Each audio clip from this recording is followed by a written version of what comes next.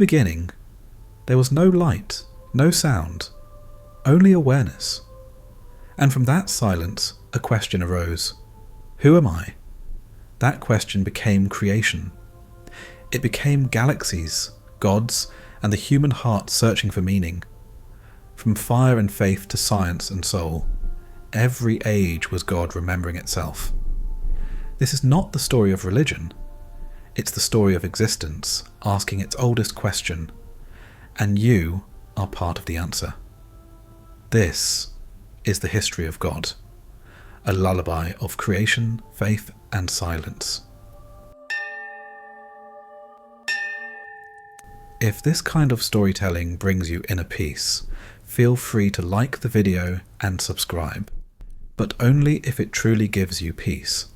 And let me know in the comments where you're listening from, and what time it is for you right now.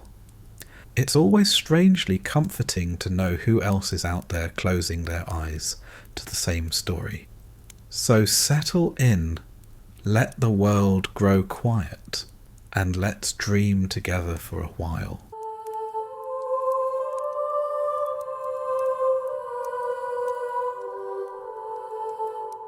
Before the first fire was kindled, before the first word broke the silence, there was only the breath, a slow rhythm of wind through the tall grass, the hush of rivers carving their endless paths through the bones of the earth. The world was not yet divided into meaning. There was no sky, no earth, no man. There was only the pulse of existence itself, and somewhere in that quiet expanse, an animal began to awaken. He raised his head to the wind. The scent of rain drifted across the plain, carrying with it something he could not name. An unease, a trembling awareness. For the first time, eyes that had once seen only survival now lingered on the horizon, not for danger, but for understanding. In that gaze, the universe became strange. The familiar became sacred. The ordinary turned infinite. The stars had always been there, scattered like salt over the dark skin of night. But now they became signs. The flickering fire became presence. The thunder became voice. And in this act of seeing, the world was doubled. What once was became also what it meant.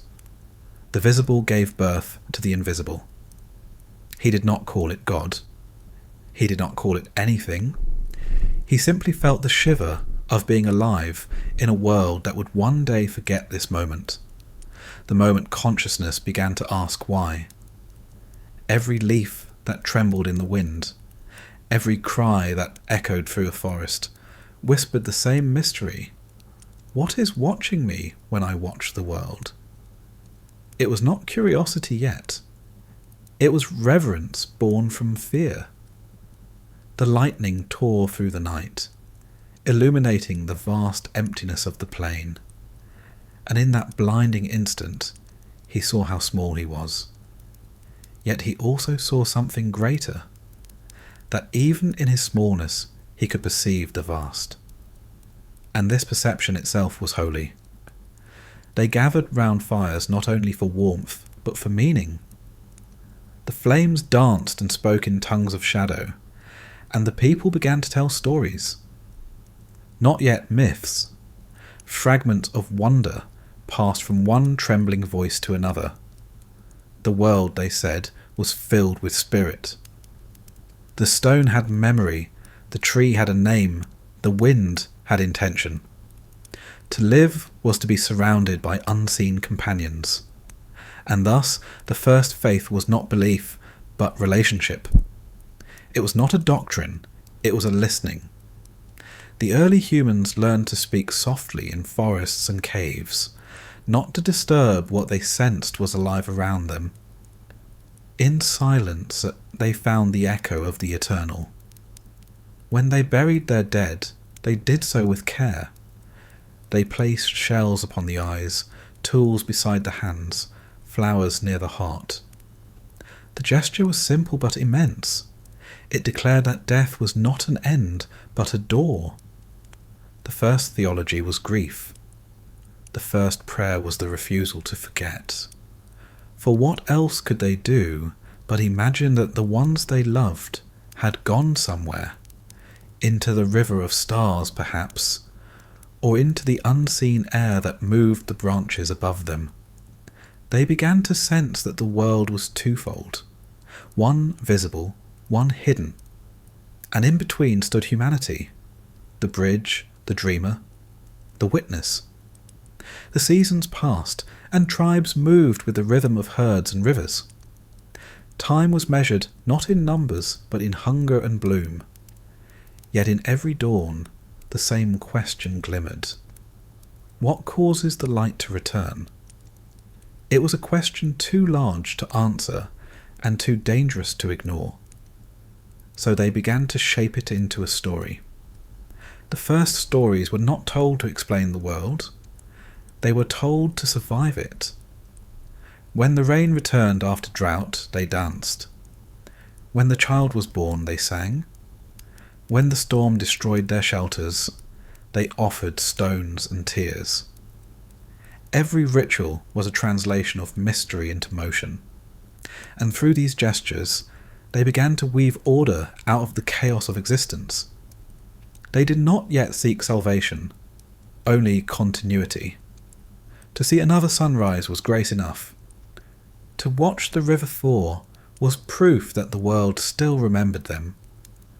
But slowly, as generations passed, the invisible began to take form in their minds. They started to imagine shapes behind the sky, faces behind the fire. The divine was still the world itself, but now the world had intent. The first priest was not a man of power. He was the one who could listen to the silence without fear, the one who could dream and wake carrying the dream's light. He stood between the people and the storm, not to command it, but to interpret it. When lightning struck a tree, he said the heavens had spoken.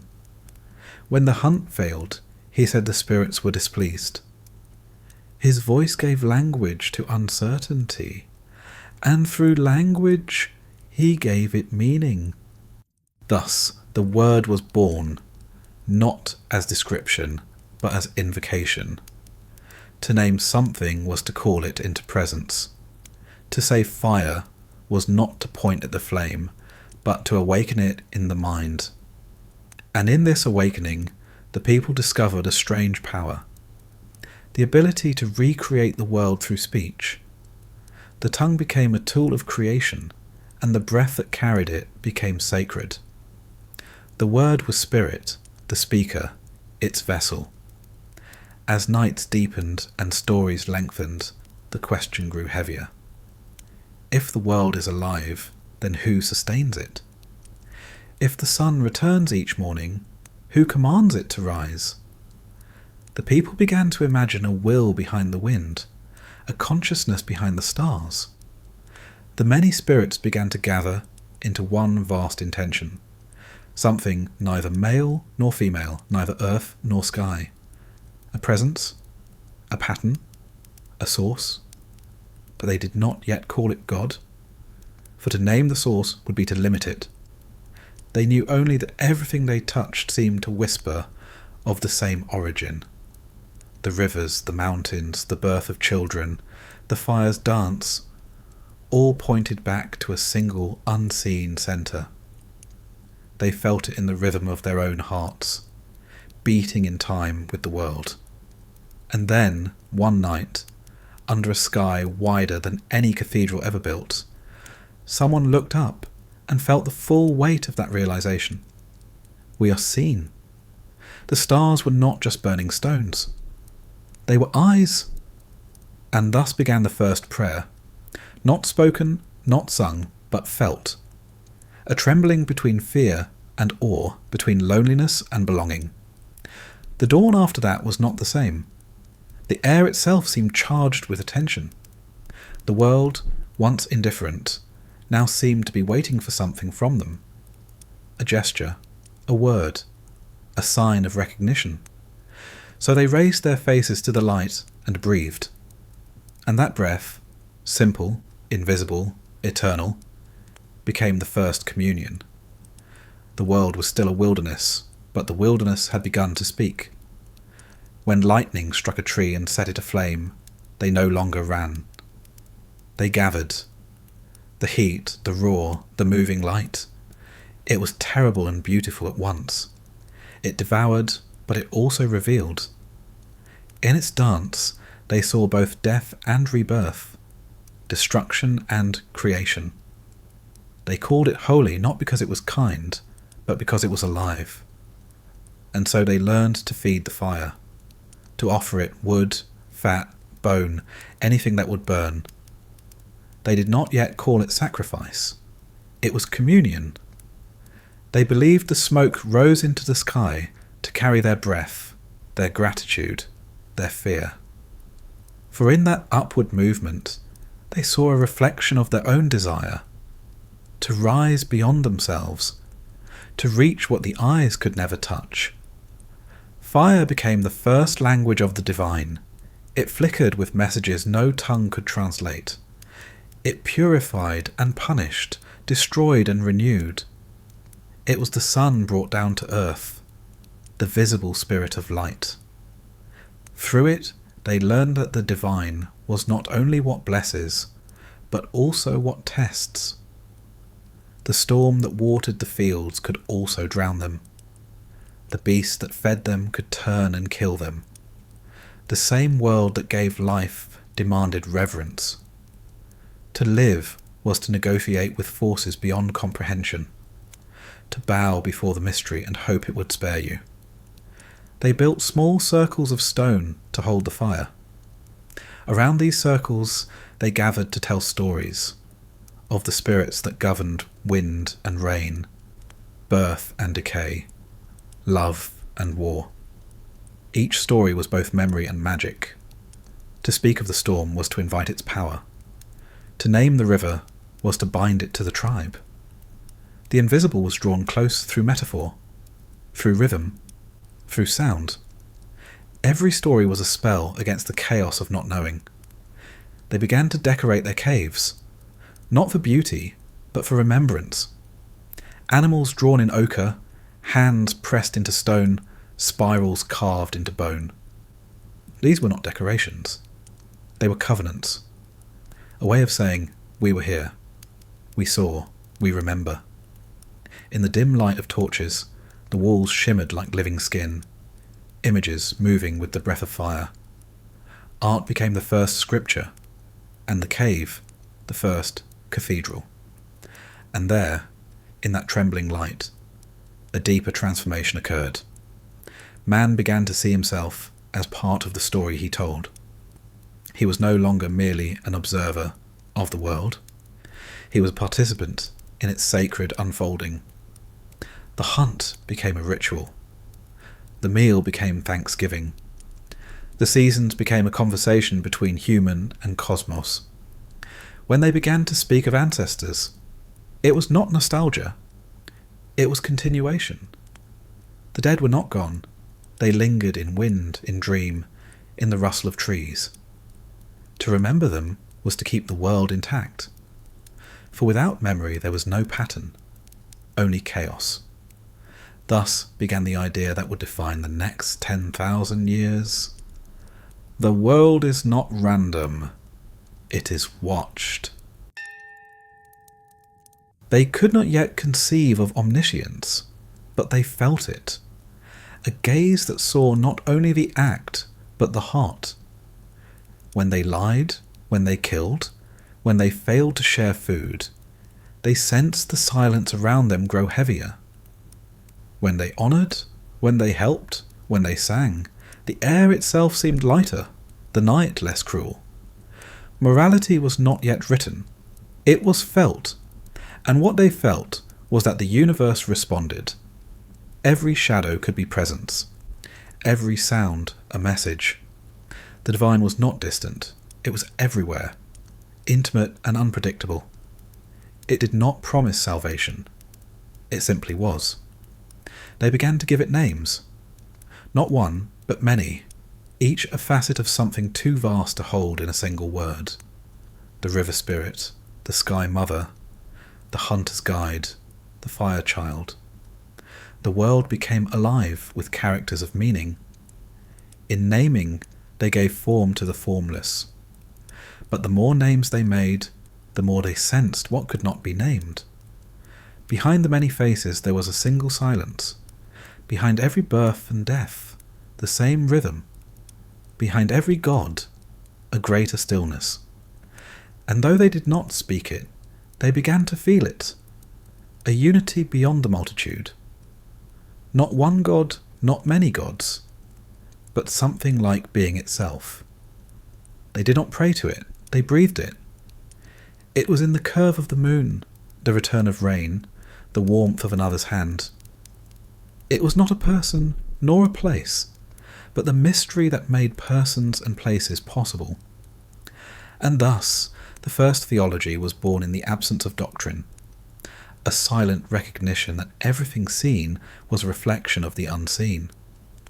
By now, humanity had learned to dream, and in dreams, the boundaries between worlds dissolved.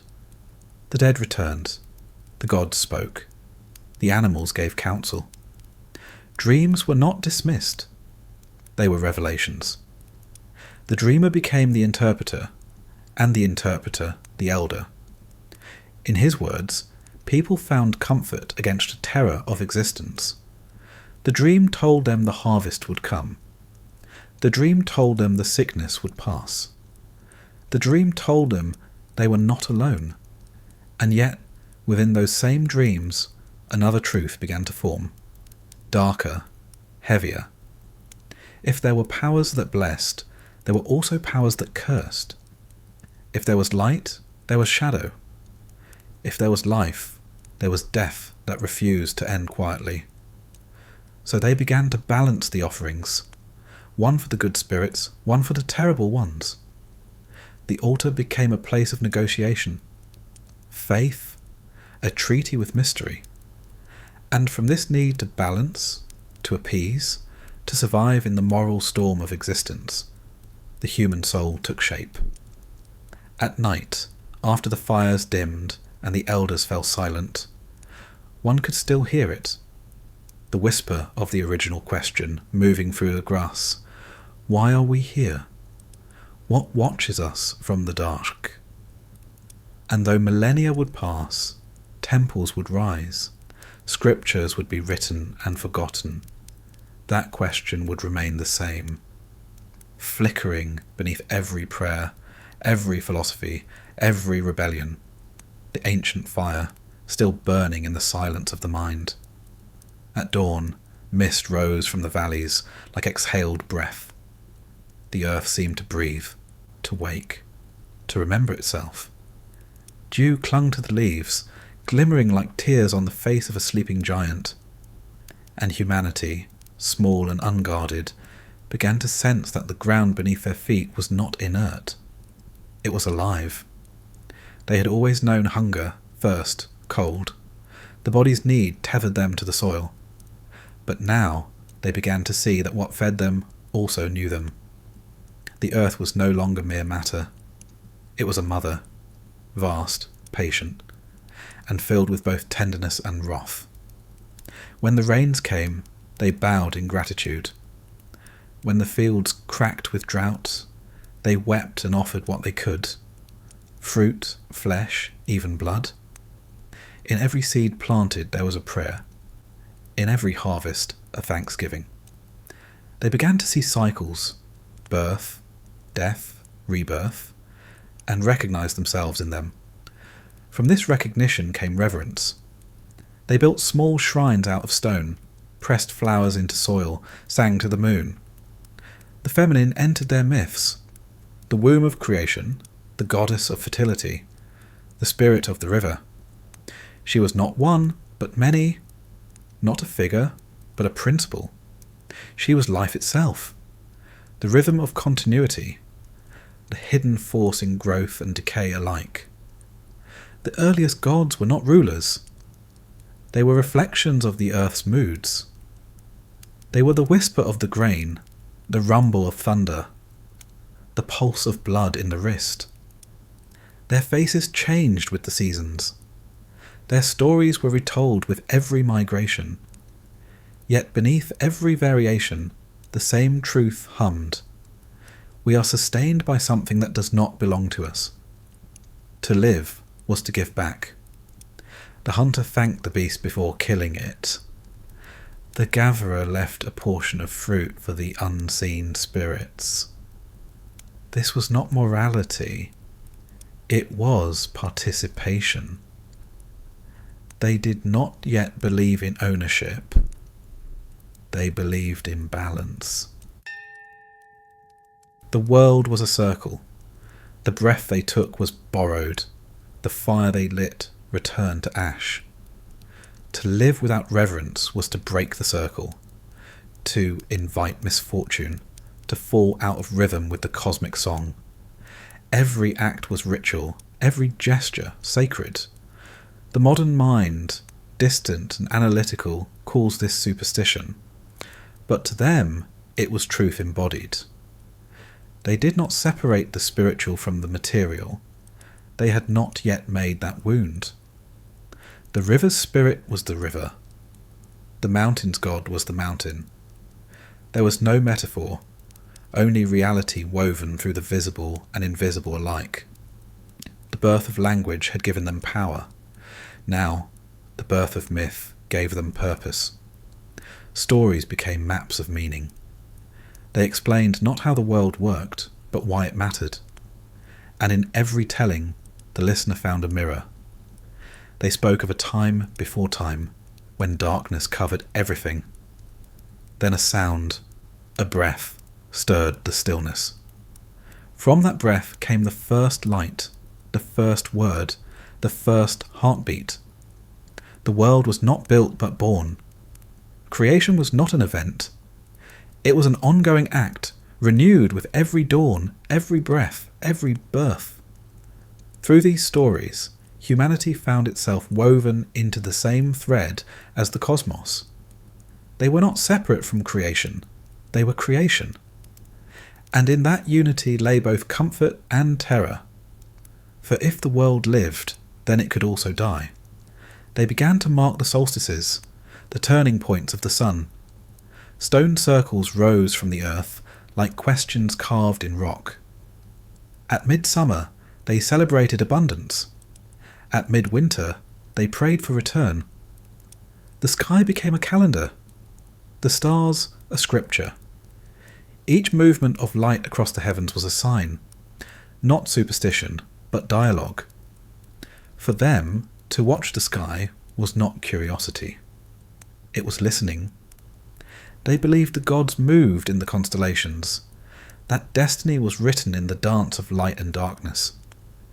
In this cosmic theatre, they found reassurance that the world was ordered, that even chaos had rhythm.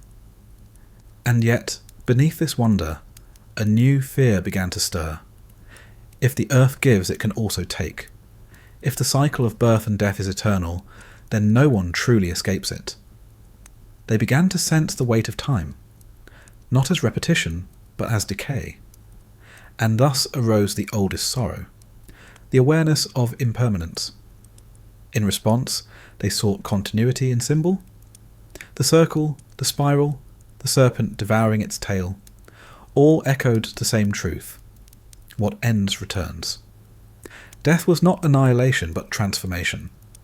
The seed dies so that the plant may live. The fire consumes to make room for new light. To resist this truth was to suffer. To accept it was to find peace. And so, death itself became sacred. The burial was not goodbye, but passage. They imagined the afterworld not as punishment, but as reflection, a mirror of the living. If one lived in harmony, the next life would echo it in abundance. If one lived against the rhythm, the journey would be long and shadowed. This was not doctrine. It was empathy extended to existence itself. They believed that to harm the world was to harm the spirit, to neglect the sacred balance within and without. The soul was not separate from nature. It was nature made aware. By now, the divine was everywhere, in every stone and flame, in every cry of birth and silence of death. It was not yet personified as a creator above, but rather as the life that moved through all things. The gods were not makers, but manifestations. Each god a glimpse, a facet, a shimmering reflection of a unity they could feel but not define. And though they did not yet have the word, they had already discovered its meaning, that what is divine is not somewhere else. It is here, within the breath, within the earth, within the endless act of being alive. The earth was their scripture, the wind their hymn, and the first faith, the oldest and most enduring, was gratitude. There came a night when the stars no longer felt distant. They felt alive. Not as fires in the dark, but as presences arranged with purpose. The people began to trace shapes among them. Hunters, lions, rivers, mothers. Each constellation was a story suspended in eternity, written in a language no one had taught them. And slowly they began to feel that they were being written into that story too. The sky was no longer the ceiling of the world. It was its mirror. What moved above echoed what moved below. Birth and death, love and grief, storm and calm, all were patterns in the same divine geometry. And in that reflection, the first sense of transcendence flickered into being. They began to speak of a realm beyond, a space where the soul might go when it left the body. Not a place on a map, but an elsewhere. Shimmering, unreachable, eternal. For if the gods lived among the mountains and rivers, where did the stars live? If the sky turned, who turned it? Some said the sun was a god's eye. Others said it was a chariot, a wheel of fire rolling through the heavens. But a few, the dreamers, the listeners, began to wonder if perhaps the light itself was divine. Not the thing that shone, but the act of shining, the giving of warmth, the unveiling of form, the mystery that made darkness intelligible. They did not yet know it, but they had discovered metaphor. And metaphor is the bridge between matter and spirit. When the rains failed one season, they gathered on the high hill and raised their hands toward the sky. They cried out, sang, beat drums, offered smoke and song, not to demand, but to be heard. The heavens, they believed, listened. And when the rain finally came, they wept in awe, not triumph. It was not proof that they had power, but that they had relationship. The gods did not obey, they responded. And this response was enough to sustain hope, even when hope had no reason. It was then that prayer was born, not as formula, not as ritual, but as yearning shaped into sound. A cry, a whisper, a murmur of gratitude or fear. It was the soul's way of remembering itself, of keeping alive the question that began it all. Who hears me when I speak to the silence? As generations passed, the question deepened.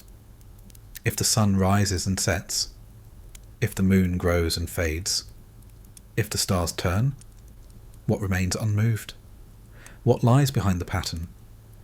And so they began to imagine something beyond the gods, something before them, a source, a breath that breathed the world into being. It had no face, no name, no temple.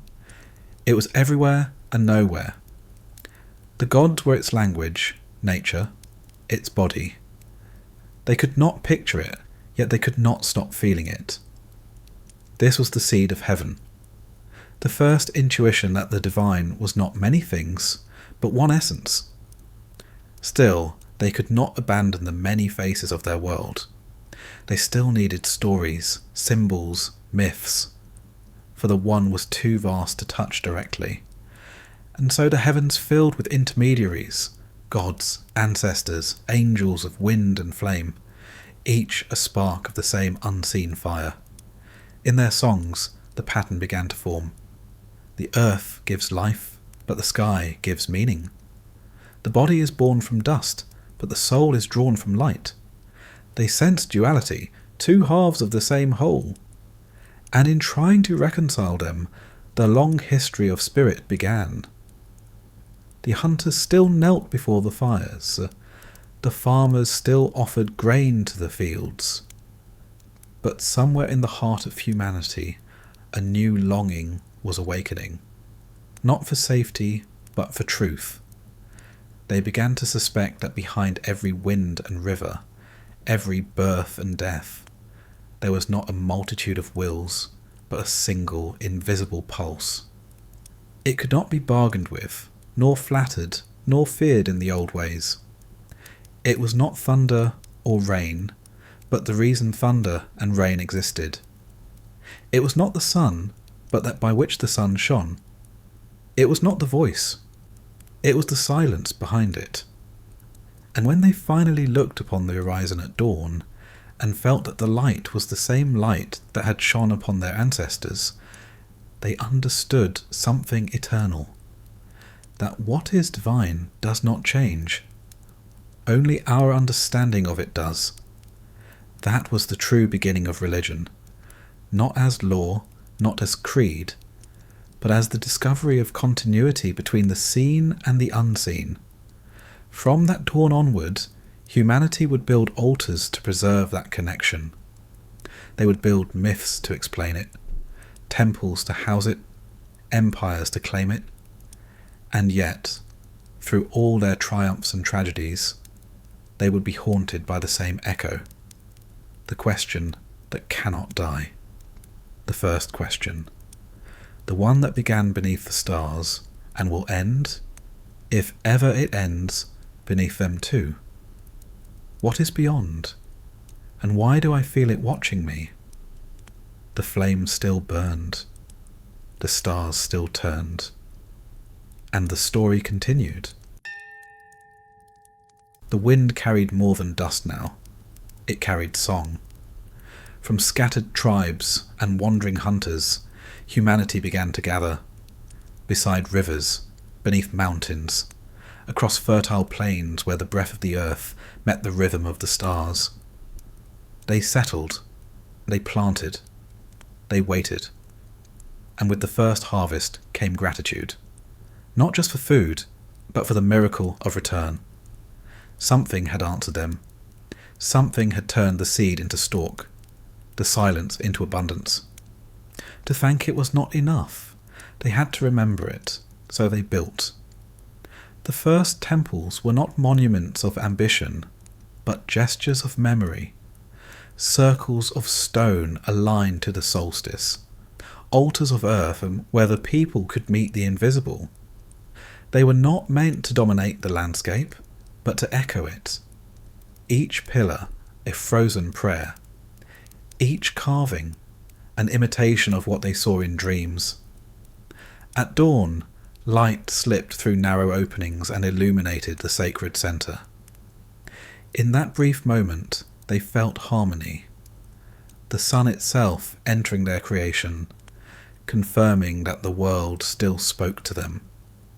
Civilization was not born from conquest, but from devotion. The need to feed the gods was the need to stay in rhythm with life. The first cities were not markets, they were sanctuaries. People came together not only to trade, but to worship. Around the temples rose walls, homes, granaries, and laws. The gods demanded order, and so did the earth. To please one was to please the other. The priest became the keeper of both. The world of spirit and the world of survival merged. Ritual became calendar, belief became administration. And with this merger, the human heart changed. The old intimacy with nature began to fade. The divine, once everywhere, began to concentrate, to gather behind the gates of stone. In Sumer, The first ziggurats rose from the desert like stairways for the wind. They did not reach heaven, but they tried, each level built upon the next, earth toward sky, man toward God. From their heights, priests watched the stars, read the heavens, interpreted the will of the divine in the dance of constellations. The gods were no longer the rustle of trees or the voice of rivers. They had names now: Inanna, Enlil, Anu. They had domains: love, storm, sky. They had stories, temples, hierarchies. And so humanity mirrored them. Cities organised like heavens, rulers crowned as divine, people ranked like angels. The cosmic order had become social order. Faith had become structure. Yet still, in the heart of the worshipper, the old fire remained. Beneath the chants and offerings, a quieter question pulsed. Do the gods hear us, or do we only hear ourselves?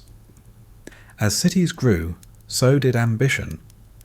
Temples no longer whispered to the wind, they declared to the world. The gods became vast and hungry. They demanded offerings not only of grain and blood, but of loyalty. To disobey them was to defy the fabric of existence.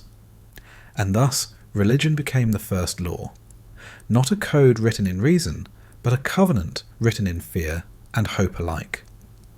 If you keep the balance, the world will bless you. If you break it, everything will fall apart. It was not cruelty, it was reflection.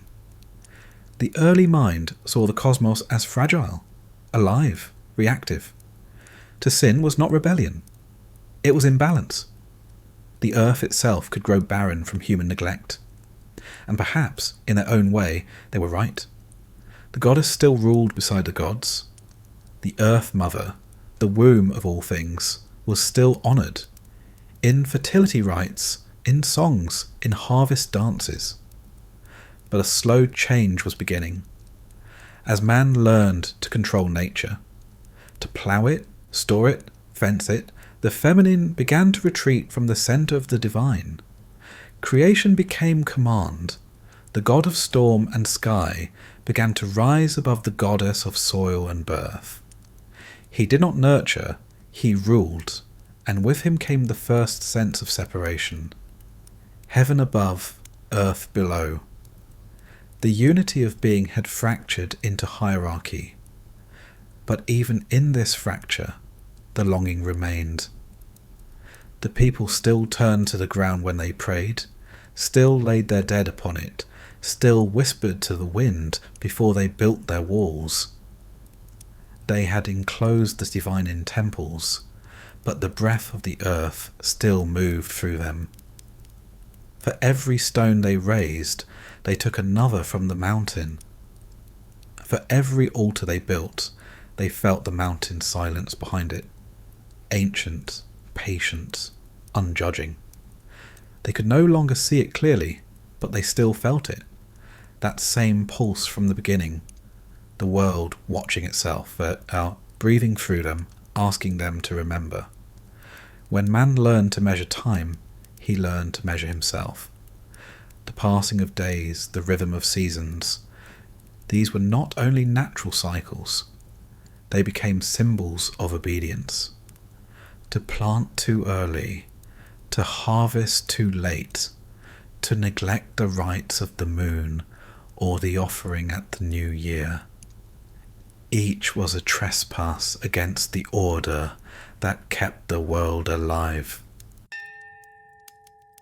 The priest said the gods did not simply exist, they expected. Every sunrise was a reminder that the divine had duties for man as much as man had prayers for the divine.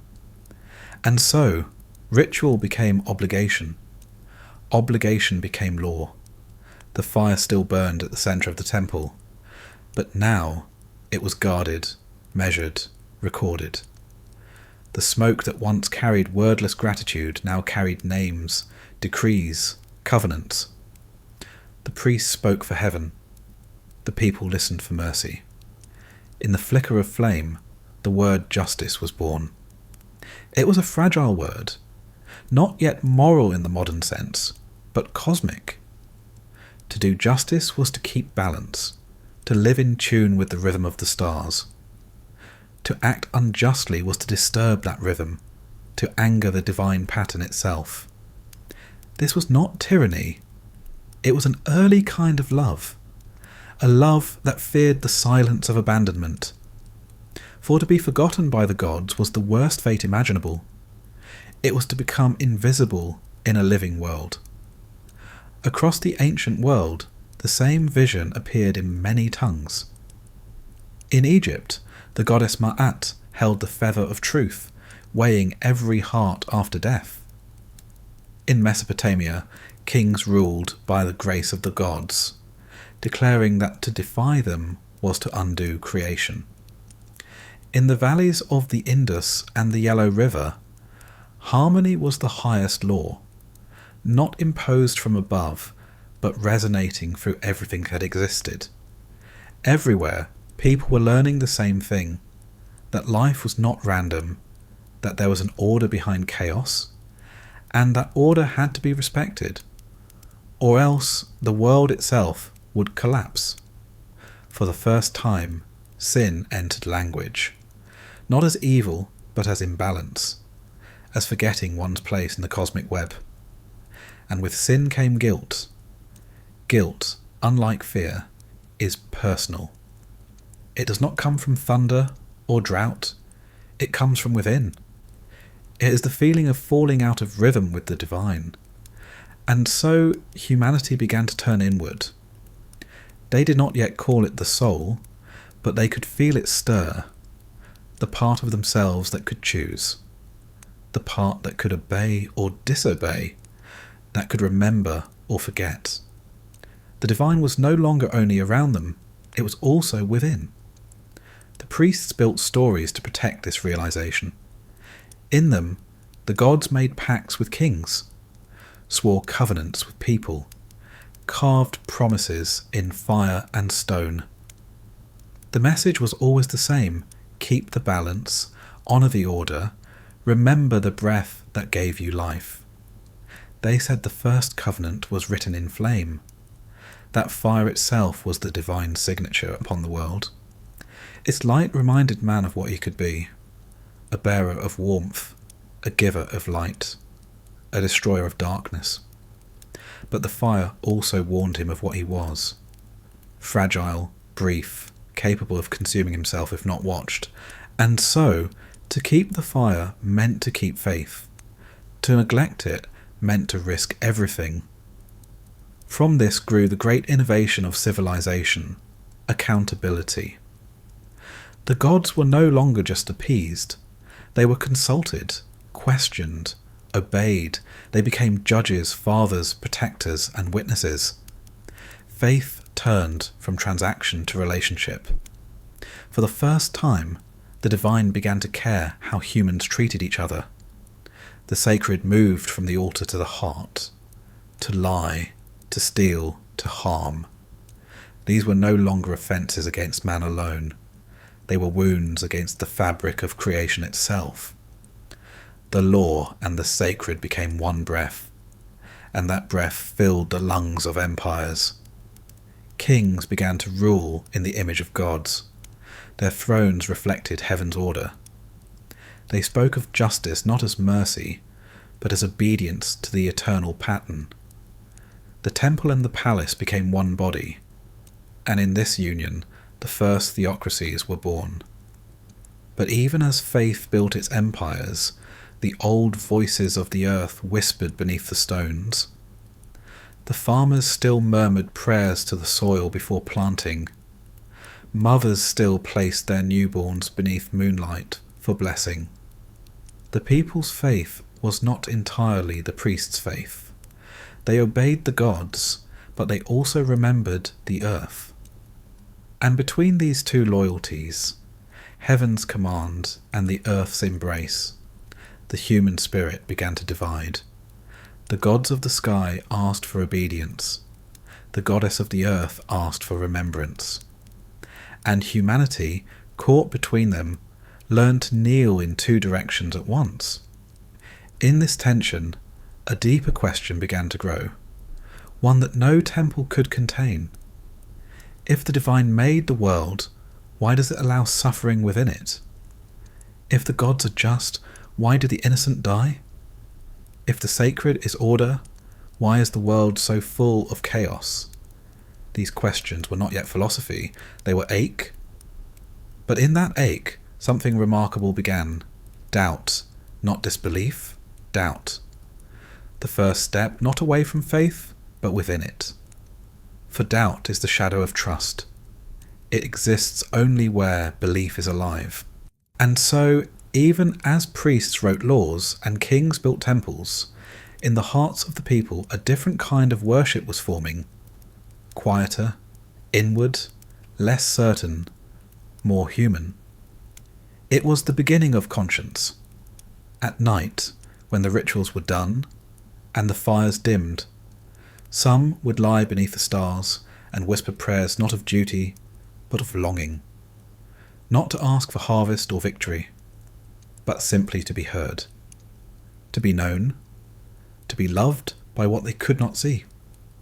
They did not know it then, but they had just begun the longest conversation in history, the one between man and the unseen, between obedience and freedom, between law and love. The covenant of fire was not just between gods and kings, it was between heaven and the human heart. The age of silence was ending. The gods, who had once spoken through wind and storm, began to speak through men. In deserts and caves, in solitude and hunger, a strange kind of voice began to awaken, not heard with the ears, but felt within the heart. It spoke not in thunder but in thought. And when the chosen returned to their people, their eyes burned with a light that was not of the sun. They said the divine had spoken. They said the eternal had a will, and that will was not merely the rhythm of nature, but command, purpose, direction. It was not enough now to honour the world. One must obey the source that made it. Thus began the age of prophets, those who carried messages from the unseen. They did not come from thrones or temples, but from the edges of the world, where silence was deep enough to hear eternity. They came barefoot, with nothing but words, and their words were fire. They said there is one God, not many. They said he is not in the storm or the river, but above them, unseen, indivisible, infinite. They said the idols of wood and stone were shadows, not the light. They said the divine was not in nature, but in the breath that spoke nature into being. This was a revolution unlike any before. The gods who had filled the forests and mountains, who had once shared the world with men, were now exiled to myth. And in their place rose a god who could not be pictured, could not be touched, could not be contained. A god who was everywhere and nowhere at once. The prophets did not come to build temples, they came to break them. They tore down the idols, shattered the statues, burned the offerings. They said the divine does not dwell in stone, nor in gold, nor in the sacrifices of beasts. They said the divine dwells in justice, in mercy, in truth. It was a terrifying idea, that holiness was not something performed, but something lived. That the sacred was not in the temple, but in the heart. The people trembled, not only in fear, but in recognition. They had always known the divine was more than the world they could touch. Now they were being asked to become part of that divine will, to live in its image. Faith became moral. The gods no longer demanded offerings of grain and blood. They demanded compassion, honesty, love. They demanded the impossible, that man imitate the perfection of heaven. With the prophets came law. Not the old law of ritual, but a new law of conscience. It was written not on tablets of clay, but on the soul. You shall not kill, they said. You shall not steal. You shall not bear false witness. And behind every command was the same truth. To harm another is to wound the divine within them. This was not just religion, it was transformation. For the first time, morality was detached from the tribe and tied to the human condition itself. The covenant was no longer between people and their gods, but between humanity and its creator. And so, humanity began to walk the long, narrow road of faith, not out of fear, but out of longing for the perfection that had called to them since the first night beneath the stars. The prophets spoke of a future, not just a past. They said the world was not a closed circle, but a story, a beginning and an end, a promise and a judgment. They said history had direction, that time itself was the stage upon which God would reveal his plan. This idea changed everything. The eternal was no longer only above or beyond, it was ahead. The divine was not only in the cycles of nature, but in the unfolding of destiny. Every moment became sacred because every moment carried the possibility of redemption. To live was to move toward God. To die was to return to him. The divine was no longer bound to the world, and neither were we. But with revelation came division. For if truth was spoken, then falsehood existed. If one God reigned, then all others were lies. The unity of spirit that once embraced every rock and river was now replaced by the unity of faith that demanded allegiance. The prophets didn't seek power, but their words became power. And power, once born, is never easily silenced. Temples were rebuilt, not to many gods, but to one. The names changed, El, Yahweh, Ahura Mazda, Aten. But the flame was the same, the one that is all. Yet beneath every new law, the same old ache remained. The people still feared the night. They still whispered to the wind. They still buried their dead with flowers. The earth remembered what heaven had forgotten. That divinity is not only command, but belonging. Still the prophets walked on, their words echoing across centuries. They spoke of justice and mercy, of humility and hope. They said that to love one's neighbour was to love God, for the breath that moves in one moves in all. They said that creation was not a thing of the past, but a living act renewed with every heartbeat. They were not philosophers, but they carried philosophy in their fire. They were not poets, but their words became poetry. They were not kings, but their visions built kingdoms. Their gift was not certainty, but remembrance, of the same mystery that had stirred in the first gaze of the first human beneath the stars. The question had not changed, only the language in which it was asked. And somewhere, in the echo of their words, the people began to realize, perhaps revelation is not the voice of God breaking the silence, but the silence itself revealing that it was never empty. Perhaps God had always been speaking, through wind, through fire, through conscience, through love, and humanity was only now learning to listen. The age of kings and empires dawned like fire across the plains. Cities swelled beside rivers. Towers rose higher than the clouds of dust that birthed them. The temple no longer stood apart from the palace. They were built as one. The divine had found its throne, and power had found its justification. The prophets had spoken of one God, unseen and absolute, but men, needing something to touch, began to clothe him in stone, in law, in crown. They said the king ruled by his will, that obedience to the ruler was obedience to the divine. Heaven was mirrored on earth, not as a mystery, but as an empire. The same fire that had warmed the first prayer now burned in the banners of armies. The name of God became a weapon sharper than any blade. Kingdoms were raised in his honour and raised in his name. Faith, once a whisper between human and cosmos, thundered through cities and deserts as proclamation, conquest, creed. Temples that had once offered silence now echoed with command. What had been devotion became obedience. What had been awe became certainty. Priests crowned kings. Kings built cathedrals. The people bowed to both. The divine was no longer something to seek. It was something to serve. To doubt it was treason. To question it was sin. And yet, deep beneath the stones of sanctuaries and palaces alike, the earth still breathed its slow, patient rhythm.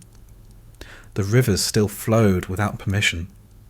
The stars still turned in silence, indifferent to the flags waving in their name. In the shadow of empire, something precious began to vanish. The immediacy of the sacred. The fire that once burned in every heart was now contained within holy walls, tended by anointed hands. Access to the divine became mediated, through priest, through ritual, through authority. But even as faith hardened into structure, mystics began to appear. Those who sought not the God of law, but the God of experience. They walked away from cities, into deserts, forests, mountains. They prayed not for victory, but for presence. Their words, like the prophets before them, were dangerous. They spoke of a God who could not be owned, a light that shone in all souls, a love that knew no boundary. They said the kingdom of heaven was not in the sky, nor in the temple, nor in the scroll. It was within. The empires trembled at such words. For a God within every soul made every soul equal, and no kingdom could survive equality. So the mystics were silenced, exiled, burned. But their silence carried further than their speech. The people remembered their words in secret, whispering prayers that no priest had written. The divine does not demand, it breathes. The divine does not rule, it lives. And through that whisper, faith survived its own empire. Across the ancient world, from the pyramids to the palaces, from the temples of Babylon to the sanctuaries of Thebes, humanity's understanding of God became both vast and narrow. Vast, because the divine was now imagined as creator of all things, ruler of time, judge of souls, architect of eternity. Narrow, because that same divine was confined within doctrines, laws, and symbols that claimed exclusivity. Each empire declared its God supreme, its truth final, its rituals eternal. But truth cannot be owned. It can only be encountered. And so, with every rise of power came its inevitable fall. Empires turned to dust. Temples crumbled back into sand. Priests lost their voices. But the question, that first burning question, remained. In the ruins of forgotten kingdoms, the wanderer still stood beneath the sky, unchanged from his ancestor 1,000 generations before. He looked up. He wondered. He felt that same unseen gaze upon him. The difference now was that he had words. Too many words. So many names for the same mystery that he no longer knew which one to speak. But perhaps, he thought, perhaps the divine does not need names. Perhaps the divine is what remains when all names are forgotten. And there, between the silence of the fallen temple and the wind that moved through its broken columns, the voice returned. Not thunderous, not commanding, but soft, like breath. I was here before your empires, and I will be here after them. I was the question before I was the answer. You do not possess me. You remember me. Faith, having built its kingdoms, was now preparing to lose them. The age of empire was not the end of belief. It was its transformation. For every tower that reached too high, the wind still whispered, "The breath of the earth is endless, and it cannot be owned." The temples would fall, the altars would crack, but the spirit that inspired them would move again, not in crowns or idols, but in the hearts of those who still looked up at the stars and asked, as they had in the beginning, "Who is watching? And what is it that watches back within me?"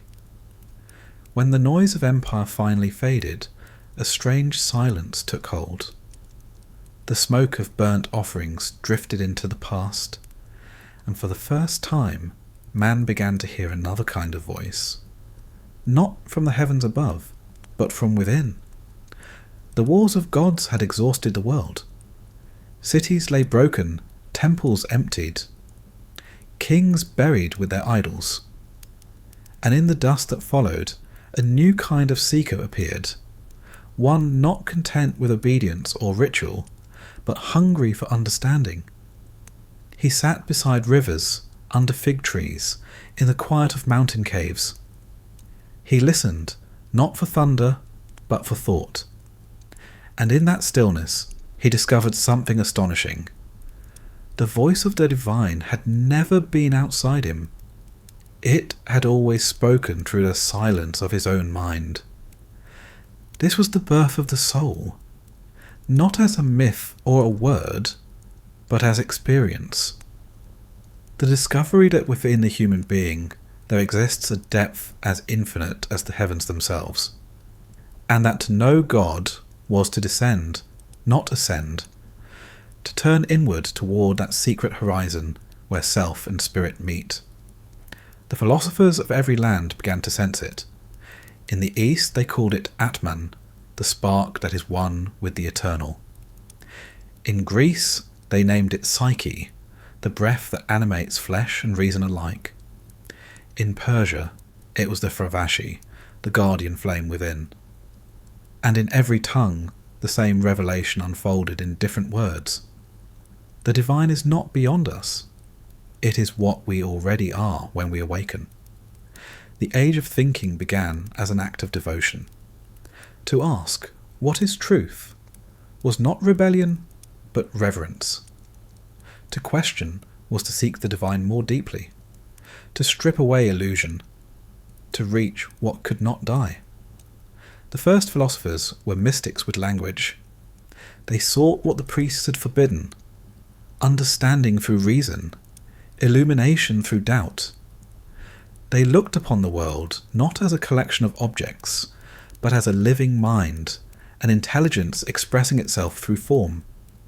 Every law of motion, every rhythm of stars, every pattern in the leaf, all pointed to a unity beyond form, a symmetry of thought. They said the cosmos was alive with intelligence, that behind every event lay purpose, behind every law meaning, that to think rightly was to live rightly, and to live rightly was to return to harmony with the One. In Athens men began to gather in the shade of olive trees, speaking not of gods but of goodness. Socrates walked among them, asking questions that unmade certainty. He said the unexamined life was not worth living, because to live without knowing oneself was to live as a shadow. Plato dreamed of a realm beyond appearances, the world of pure forms, perfect and unchanging, of which our world was only a reflection. He called it the good, the light that gives truth to all that can be known. And in that light he saw a vision older than any myth, that the human soul too is made of that same light, fallen into flesh, yet forever longing to return.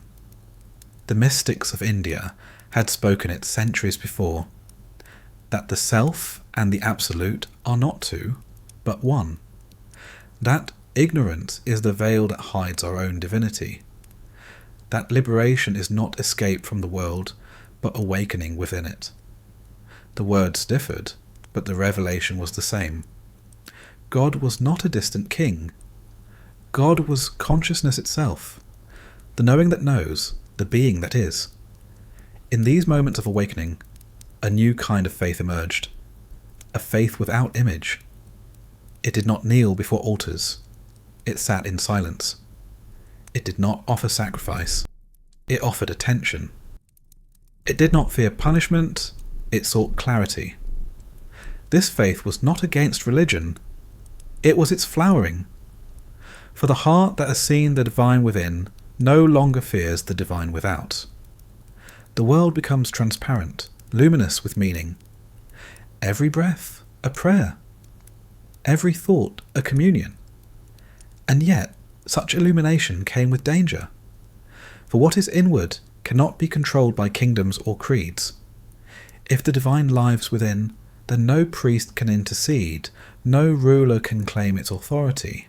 The discovery of the soul was also the discovery of freedom. Freedom, however, is never simple.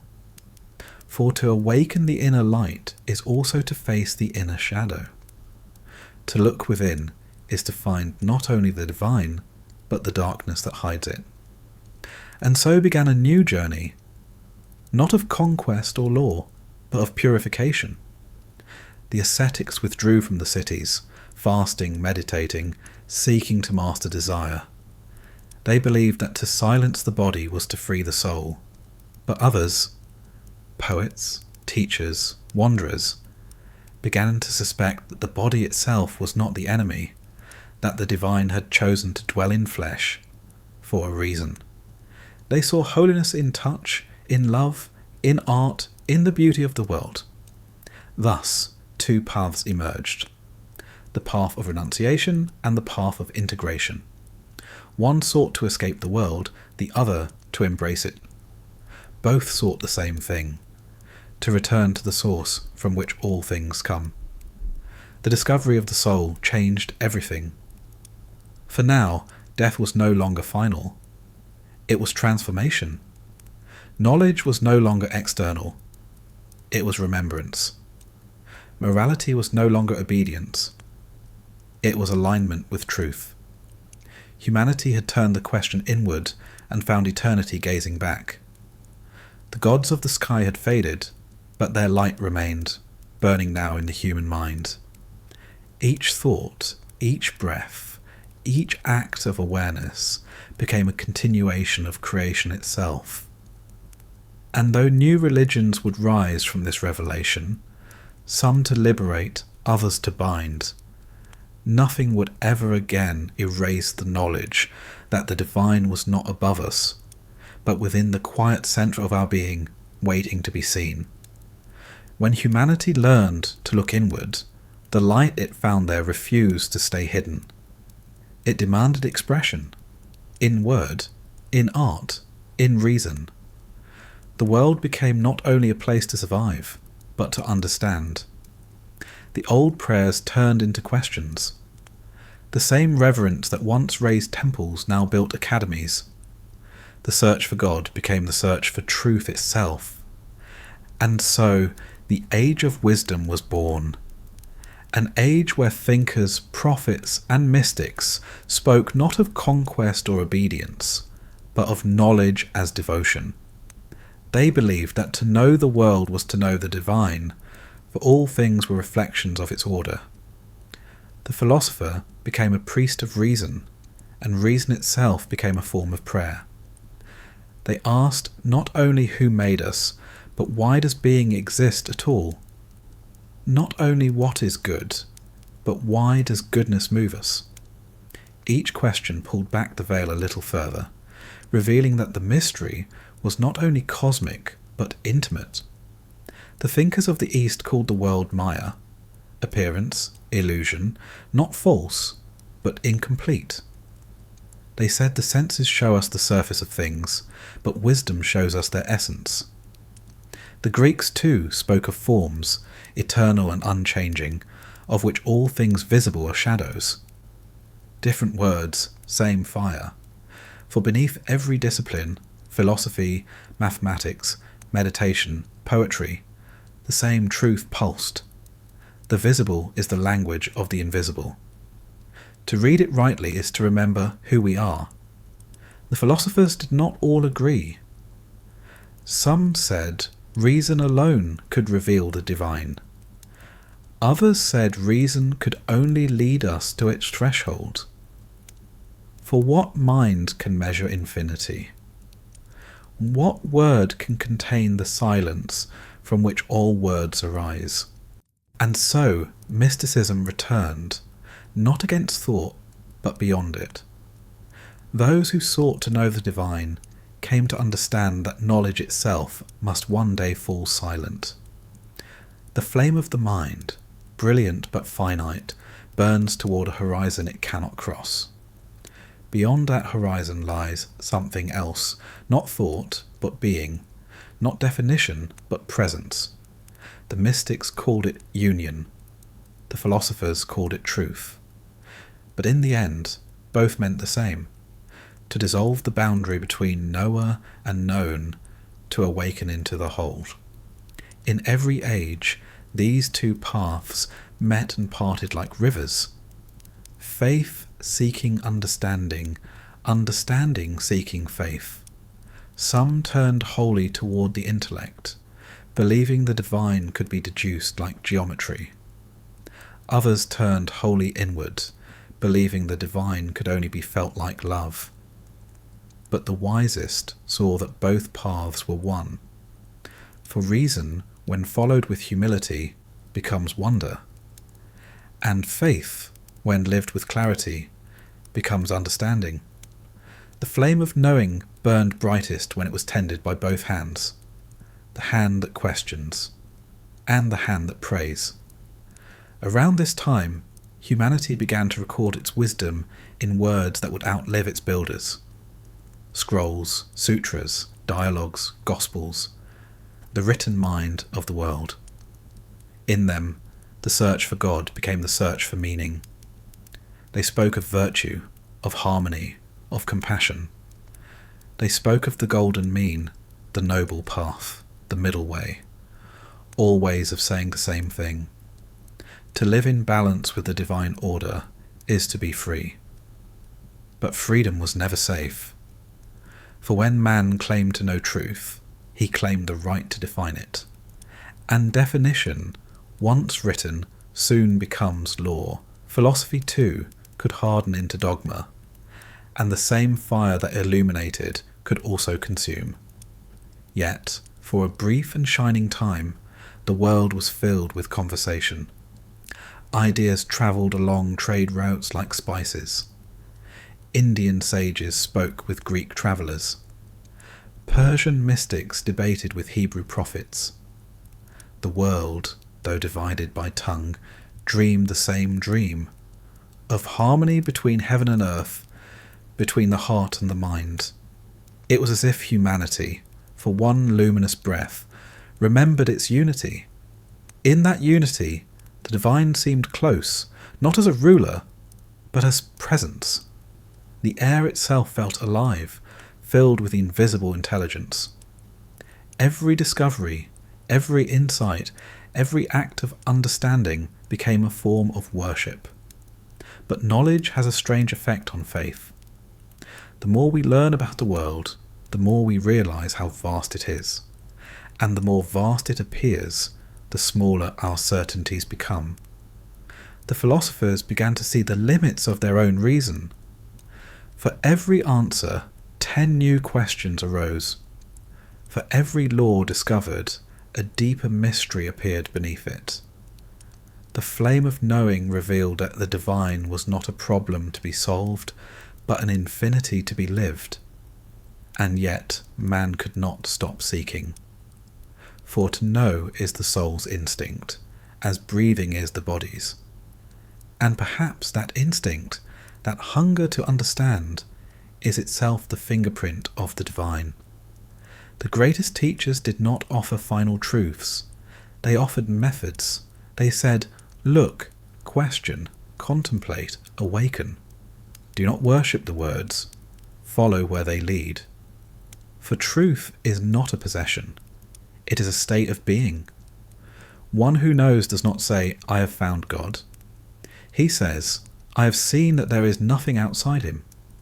And one who doubts does not say, there is no God. He says, the word is too small for what I feel.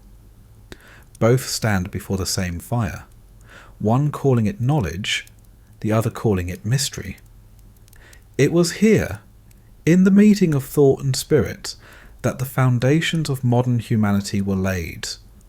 Art, science, faith, philosophy, all children of the same question: the desire to understand the world and the longing to belong to it. The birth of the soul had given us consciousness. The flame of knowing gave us civilization. But the next step, the most dangerous and necessary of all, would give us doubt. For what happens when the mind that seeks God begins to doubt what it has found? When knowledge turns upon itself and finds not clarity, but emptiness? That question would shape the centuries to come. The light of knowledge, once a sacred flame, began to burn too brightly. Its brilliance dazzled the mind, but it also blinded the heart. The world that had once pulsed with mystery was slowly dissected into parts, measured, classified, named. The divine, once everywhere, became an idea to be debated rather than an experience to be felt. Man, drunk on the power of understanding, began to forget the silence that had birthed his first questions. He built libraries where temples once stood, filled them with words about truth, but forgot to listen for it. Reason, once humble, now wanted dominion. It sought not communion, but control. The philosophers began to argue not how the world revealed God, but whether it needed one at all. The seeds of this doubt were sown long before it bore fruit. Each revelation, each discovery, carried within it a quiet rebellion, that perhaps the divine is not as we imagine, or worse, that it may not be there at all. The early thinkers who worshipped harmony began to notice disorder. The just perished young. The cruel prospered. The heavens did not answer prayers as they once seemed to. And the mind, unwilling to live on faith alone, began to question the heavens themselves. Was the order of the world truly moral or merely mechanical? Was the will of God indistinguishable from the laws of nature? And if those laws could be explained without him, what remained of divinity? The questions were not blasphemy, they were heartbreak. For behind every doubt was the echo of a vanished intimacy. Man no longer felt watched by the stars. He felt alone beneath them. Some clung to faith all the tighter, afraid to look into that growing darkness. Others welcomed the doubt, believing that to question the divine was itself an act of reverence. For what truth fears examination cannot be eternal? The mystics warned, reason without wonder becomes arrogance. The philosophers replied, faith without reason becomes slavery. Between these two voices, the human spirit tore itself apart, and yet, in that tearing, consciousness grew. For the first time, humanity began to see itself as both seeker and creator, the author of its own meaning, the witness of its own isolation. It was terrifying, and it was beautiful. The schools of wisdom split like continents drifting apart. Some turned toward pure reason, declaring the universe self-sufficient, its order explained not by gods but by laws. They said, matter moves, energy flows, life arises, thought perceives, all without purpose, all without plan. Others turned toward mysticism even more deeply, seeking refuge from the coldness of analysis in the warmth of direct experience. They closed their eyes to the material, hoping to feel again the breath of the eternal within. Both paths, in their extremes, forgot each other, and the balance that once joined mind and heart was lost. It was here that the first philosophers of despair were born. They did not reject the divine out of pride, but out of sorrow. They looked into the world and found too much suffering to reconcile with a loving Creator. They saw famine, plague, war, the innocent broken without cause, and asked, "If God is good, how can such things be?" The priests gave answers, but none satisfied. For every justification of divine justice, a new grief appeared, and the old faith, built on certainty, began to tremble under the weight of compassion. The mystics, too, began to change. They no longer spoke only of light and bliss. They spoke of darkness, of absence, of silence. They said that to know the divine, one must also pass through its withdrawal, the dark night of the soul, where even faith dissolves into nothingness. And yet, they said, this nothingness was not empty. It was full, waiting to be born again, as knowing beyond thought, love beyond form. Their language grew strange, paradoxical. They said God is known only by not knowing, that the divine is light so bright it appears as darkness, that the closer one approaches the source, the less there is to grasp. Reason called it madness, faith called it mystery, but in truth it was both. Thus, humanity entered a new phase, not of certainty, but of tension. The mind had become its own battlefield, its own temple, its own experiment. The same light that revealed truth also revealed the limits of seeing. The same thought that freed man from ignorance chained him to confusion. But this was not failure. This was evolution. For only by confronting the shadow of reason could the light of awareness deepen. Only by losing the gods outside could we begin to glimpse the one within, not as a being, but as being itself. The philosophers of this age began to speak not of God as person, but as principle, as the unity of all things, the pulse that underlies existence. Some called it Logos, others Brahman, others simply the real. Different words for the same silence. They saw that the divine does not vanish when doubted. It only changes shape, retreating from image into essence, from dogma into awareness. Faith became subtle, invisible, a presence without name. The age of faith had built the soul. The age of reason had revealed its shadow. But both together prepared the way for what would come next. An age when humanity would no longer look to heaven or to the mind, but to the world itself, to the matter of stars and the body of earth, and discover, perhaps too late, that even there the divine was waiting to be seen again. When the philosophers had argued themselves into exhaustion, when the mystics had gone blind in the brilliance of their own visions, the world was still there, quietly, patiently, shining. The river still ran. The stars still moved. The child still laughed in the dust of the road. It was as if the divine, weary of being sought in abstractions, had returned to simplicity.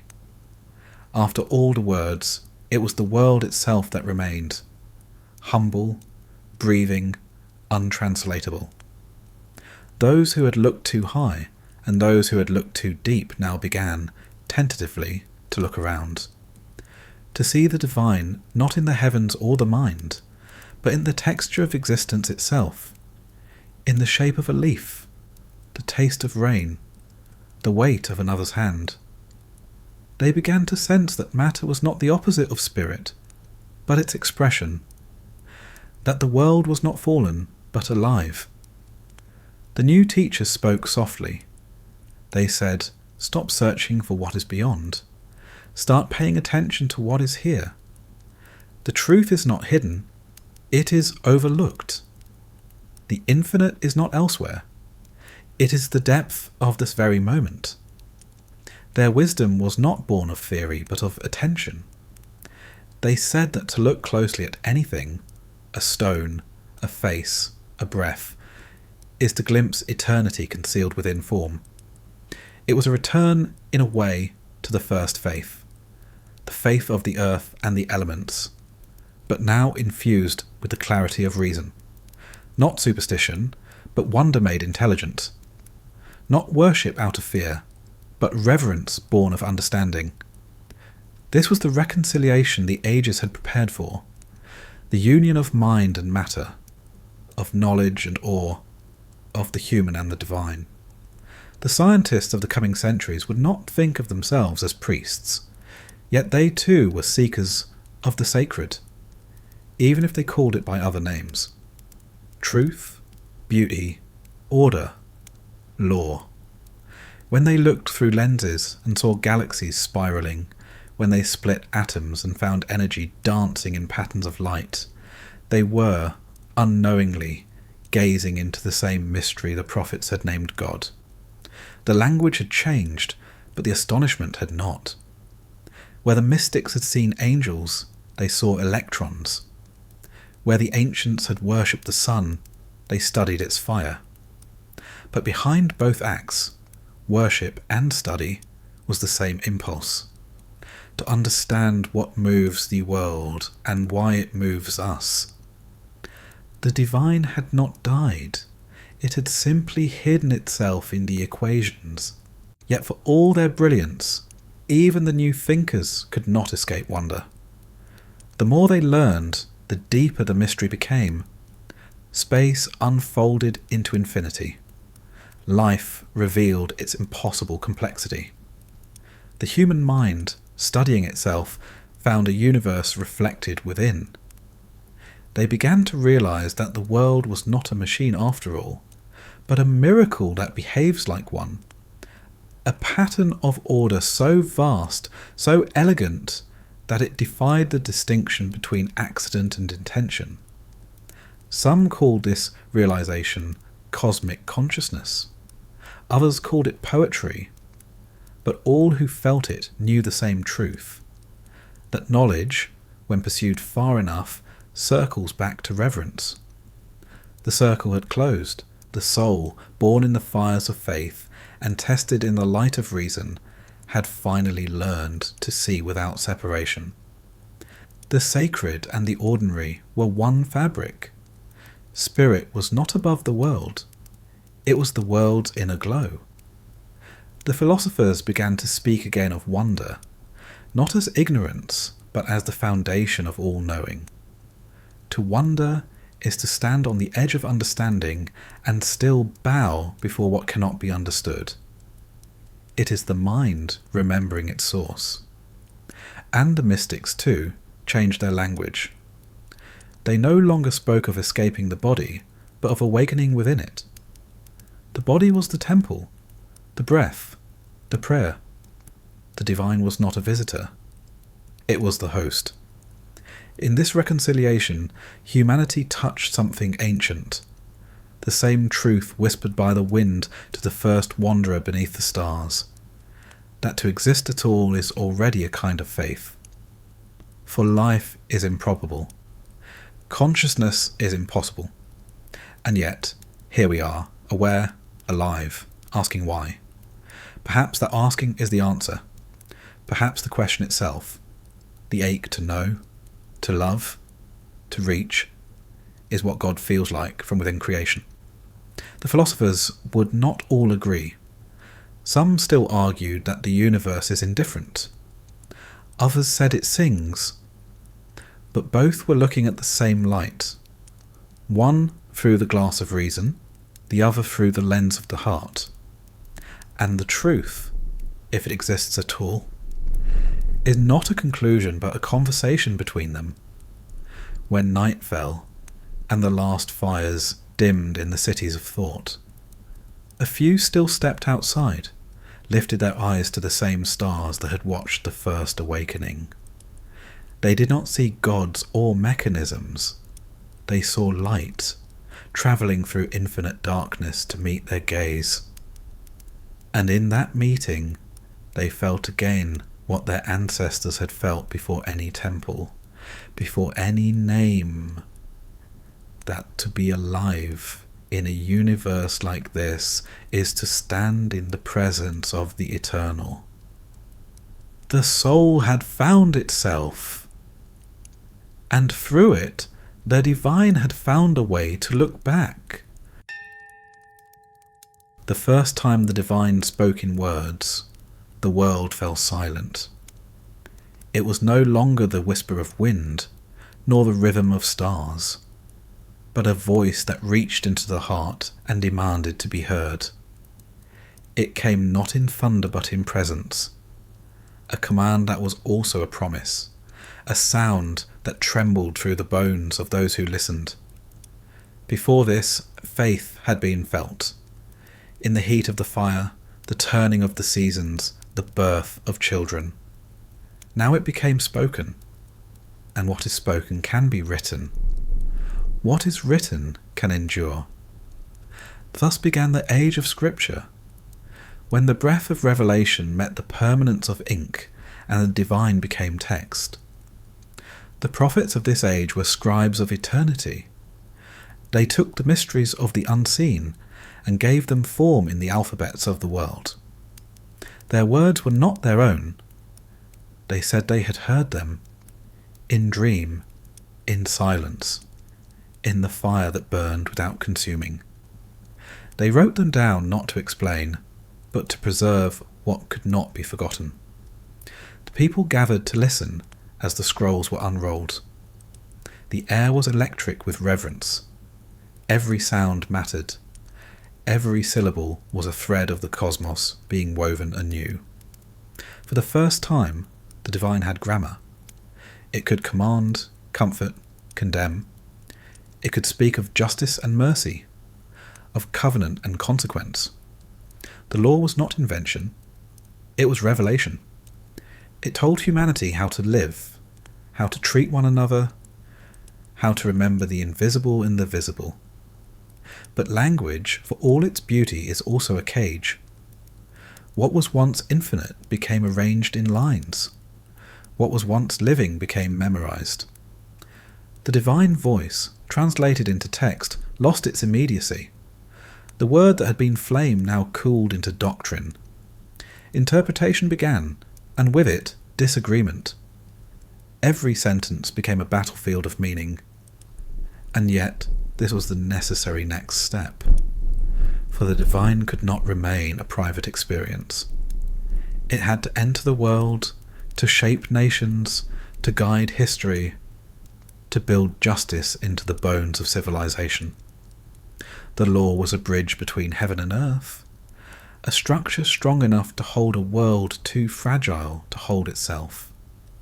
Across deserts and mountains, across time and tongue, different peoples received different words, yet all spoke of the same truth, that the human being is responsible for what he creates and accountable for what he destroys. The 10 Commandments of the Hebrews, the Dharma of the Hindus, the Tao of the Chinese sages, the precepts of the Buddha, each a different music, each a variation on the same melody, that the order of the universe lives within the heart of man, and to act against it is to wound oneself. The divine had moved from the heavens into the conscience. The voice of God had become the voice within. The prophets did not only bring commandments, they brought warning. They said that to forget the law is to forget the soul. That injustice, cruelty, greed, these are not merely sins, but sicknesses that darken the world. They said that every act of harm echoes back into creation, and every act of mercy keeps the world in balance. This was not superstition, it was recognition. They saw the universe as moral because they saw the divine as relational. To live rightly was not to please a deity, but to participate in the harmony of being itself. And when the people followed, The world seemed whole, the harvest came, the nations prospered, the hearts of men were light. But when they forgot, when power overshadowed compassion, when temples became markets and faith became pride, the voice grew quiet again, and the world fell into confusion. For every revelation carries a warning. The truth that can be written can also be distorted. The word that saves can also enslave.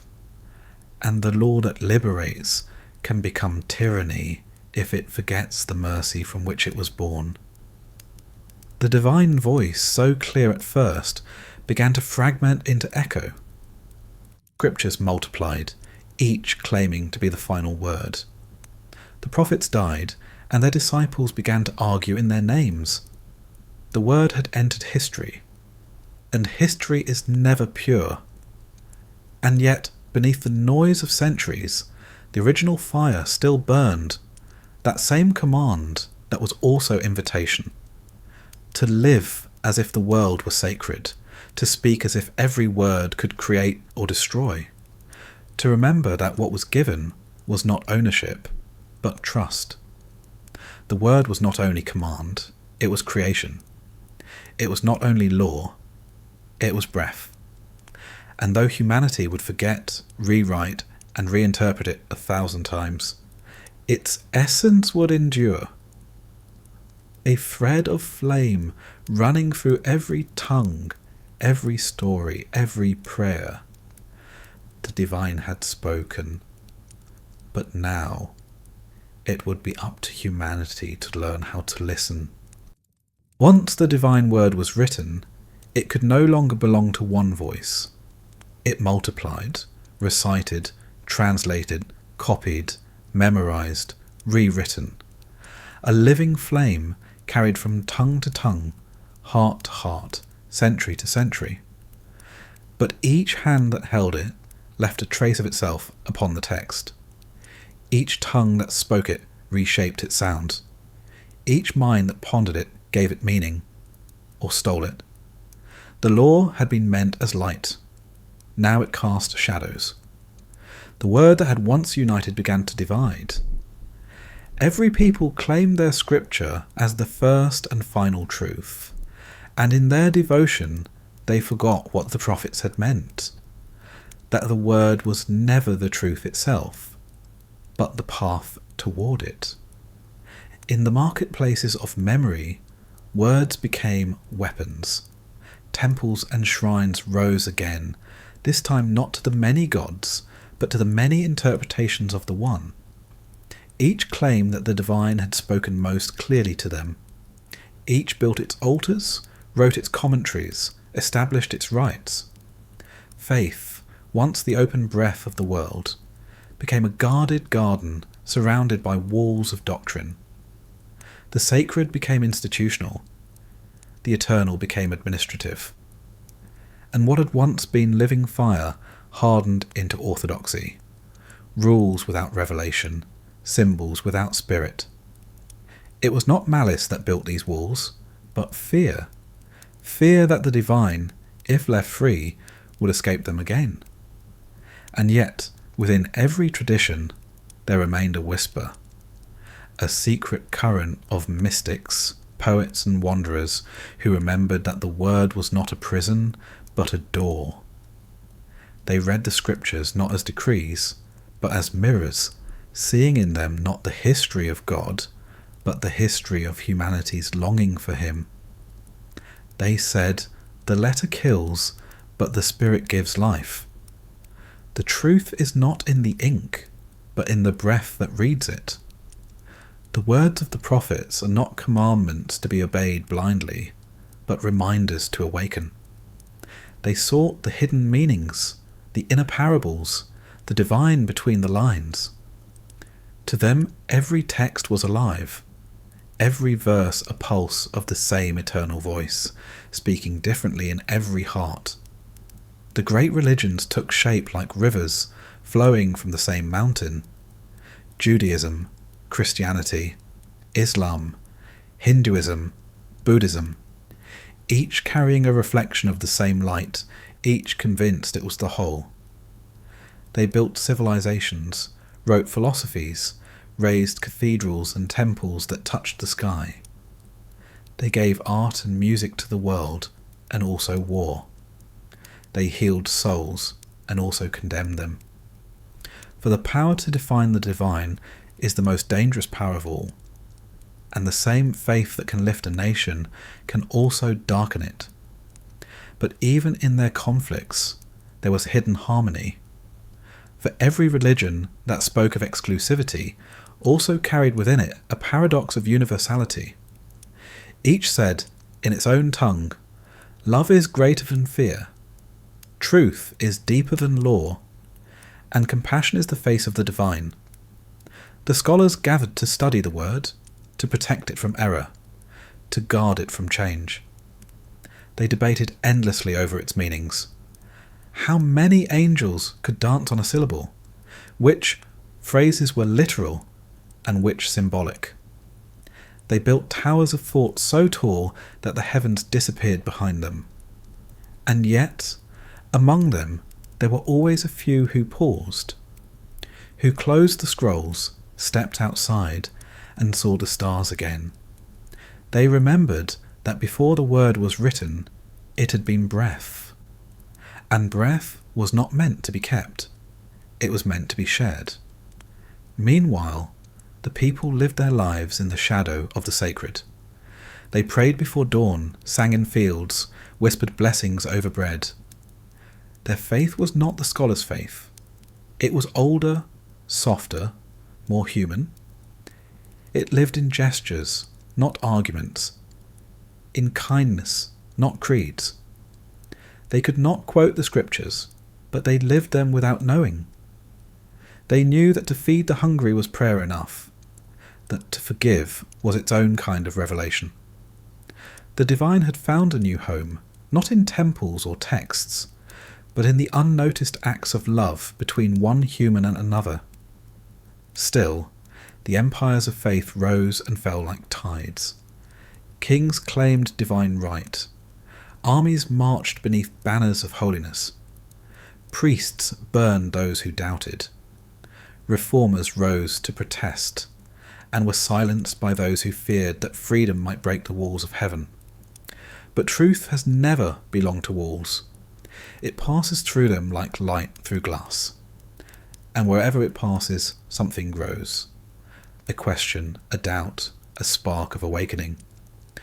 At the height of all this noise, while scriptures multiplied and arguments raged, the mystics began to speak again, not to contradict the word, but to complete it. They said, the divine is not an object of study, but a relationship of being. The law is not a cage, but a rhythm. The word is not a rule book, but a song. And every heart, if it listens, will hear the same melody beneath the noise of names. For names are human, the divine has none. To name the infinite is to make it finite. And yet names are needed, for without them we cannot speak of love. Thus, the kingdom of names is both prison and prayer. It binds us, but it also reminds us. It divides us, but it also points toward the unity that words cannot hold. The divine does not fear interpretation. It lives through it.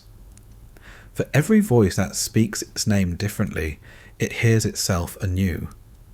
And perhaps that was always the purpose of revelation, not to end the search for truth, but to ensure it never ends.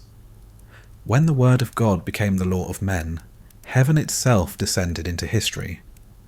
The sacred was no longer a hidden current beneath the world. It was its ruler, its judge, its architect.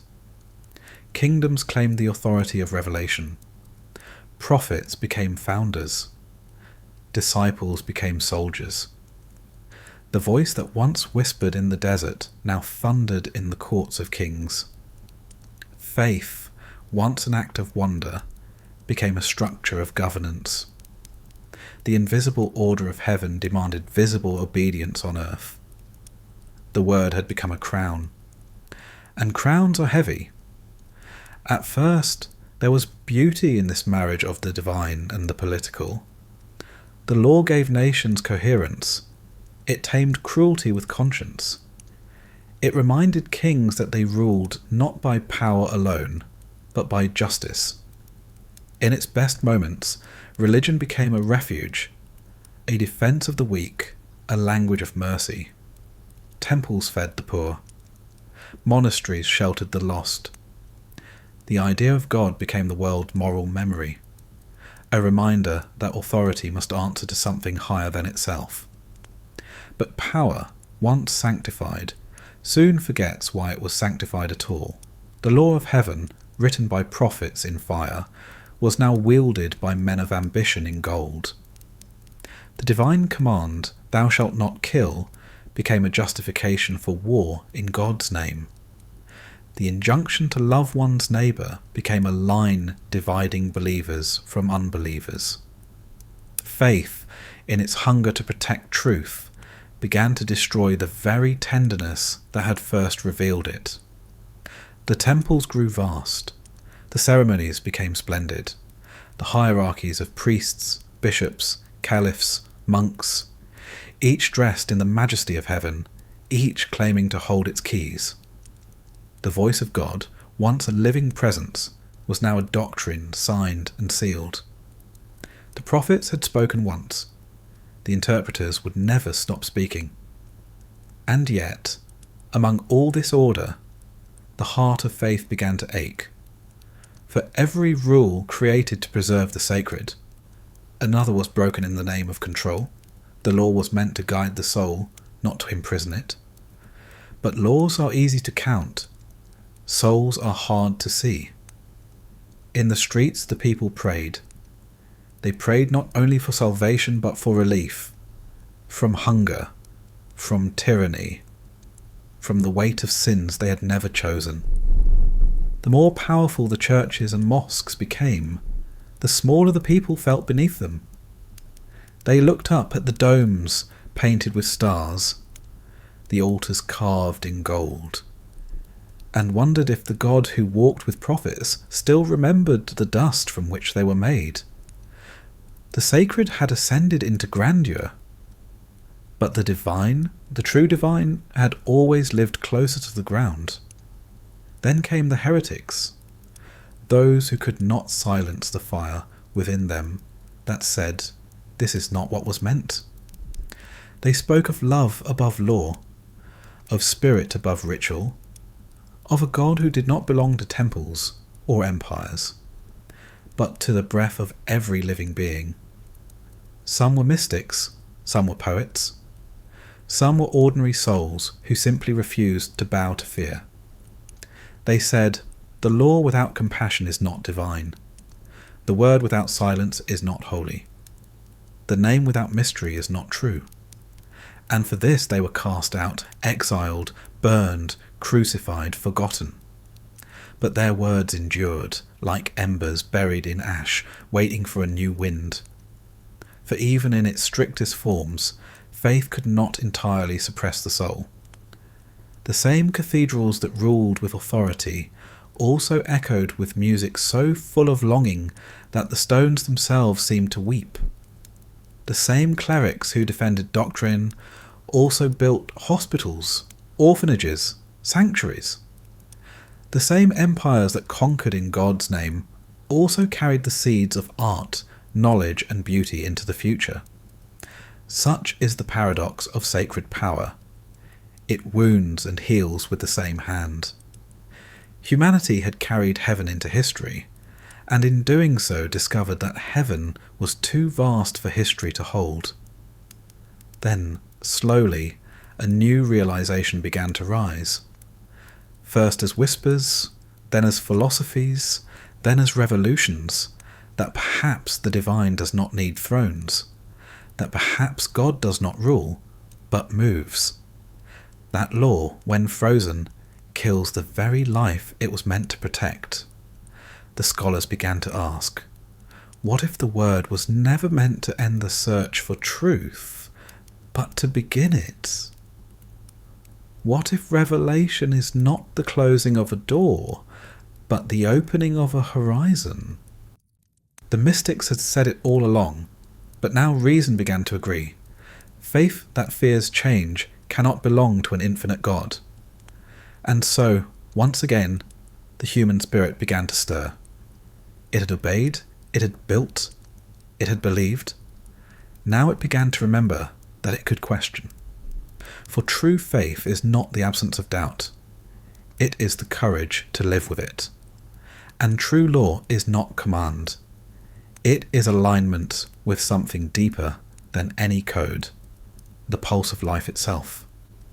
The burden of heaven, it turned out, was not obedience. It was understanding. To live as the divine wills is to live as the divine lives, not in domination, but in creation, not in rigidity, but in love. And perhaps that was what the prophets had meant all along. It began quietly, almost invisibly. Not in court or temples, but in hearts. After centuries of commandments and punishments, rituals and hierarchies, humanity began to rediscover the simplest truth, that the law without love is hollow. The great religions had tamed nations and built civilizations, but something restless still moved within their walls. A whisper that said, there is more. More than obedience. More than fear. More than reward and punishment. People began to feel that the divine was not only above the law, but within it. That the law's true purpose was not to constrain, but to awaken. The prophets had spoken of justice. The sages had written of compassion. But now these words began to take root in the human conscience as something living, not as commandment, but as recognition. That goodness is not imposed. It is remembered. The divine had been carved in stone, spoken through fire, written in scrolls. Now it began to speak in the language of empathy. When a stranger was fed, when an enemy was forgiven, when a slave was freed, something ancient stirred. The same spirit that had once shaped galaxies now moved again in human hands. It was as if creation itself was learning to look through our eyes. Slowly, new ideas began to form. Dangerous, beautiful ideas. That all people, not only kings and priests, bear the divine image. That the breath of God belongs to every living soul. That justice is not the privilege of the powerful, but the right of the powerless. From these sparks came revolutions. Not only political, but moral. The Buddha walked away from palaces and spoke of ending suffering through compassion. Confucius taught that a just ruler governs not by fear, but by virtue. The Hebrew prophets cried that righteousness matters more than sacrifice. Jesus said the kingdom of heaven belongs to the meek. Muhammad proclaimed that faith without mercy is faith without truth. The divine word had scattered into countless tongues, but every one of them spoke, at its heart, of a single realization, that to serve God is to serve life. And yet, the institutions that guarded faith often feared this light. For compassion cannot be controlled, it makes equals of all. If every soul is sacred, then no one can own another. If the divine lives in all, then no one can claim monopoly over God. The empires trembled, for equality is revolution disguised as love. The temples resisted, for freedom threatens every hierarchy. But love, once awakened, cannot be ruled. It does not ask permission. It does not wait for doctrine. It simply acts. And in those actions, in mercy, forgiveness, generosity, the divine began to return, quietly but irreversibly, to its first dwelling. The human heart. Justice, once enforced by divine fear, now began to shine through divine recognition.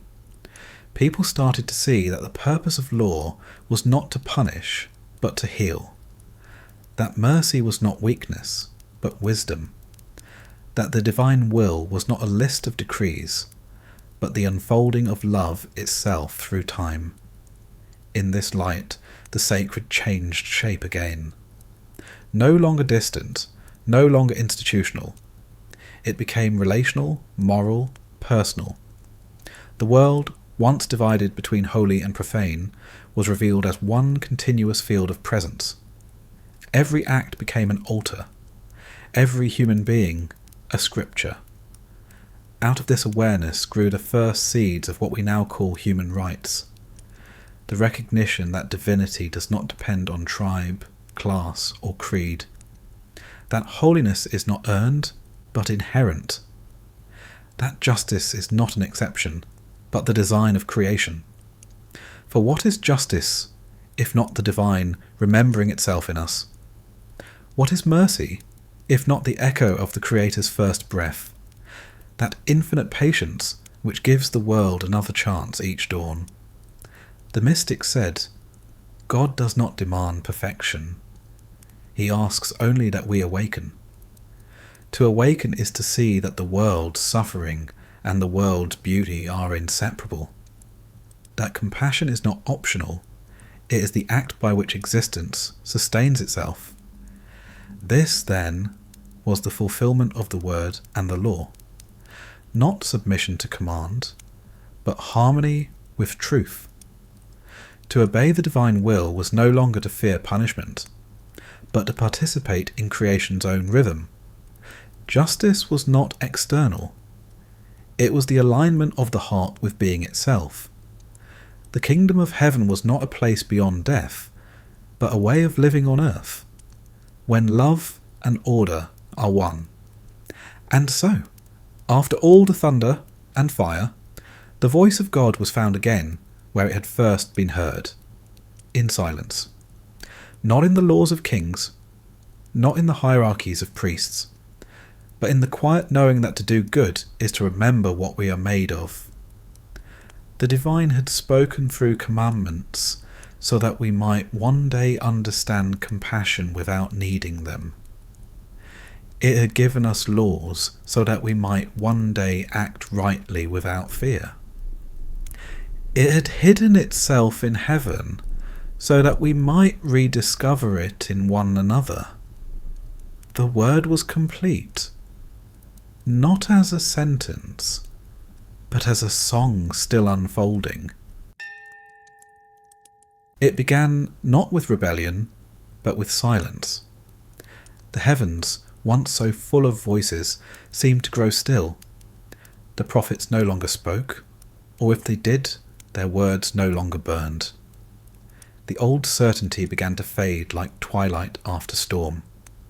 People still prayed, but now their prayers sounded like echoes returning from the dark.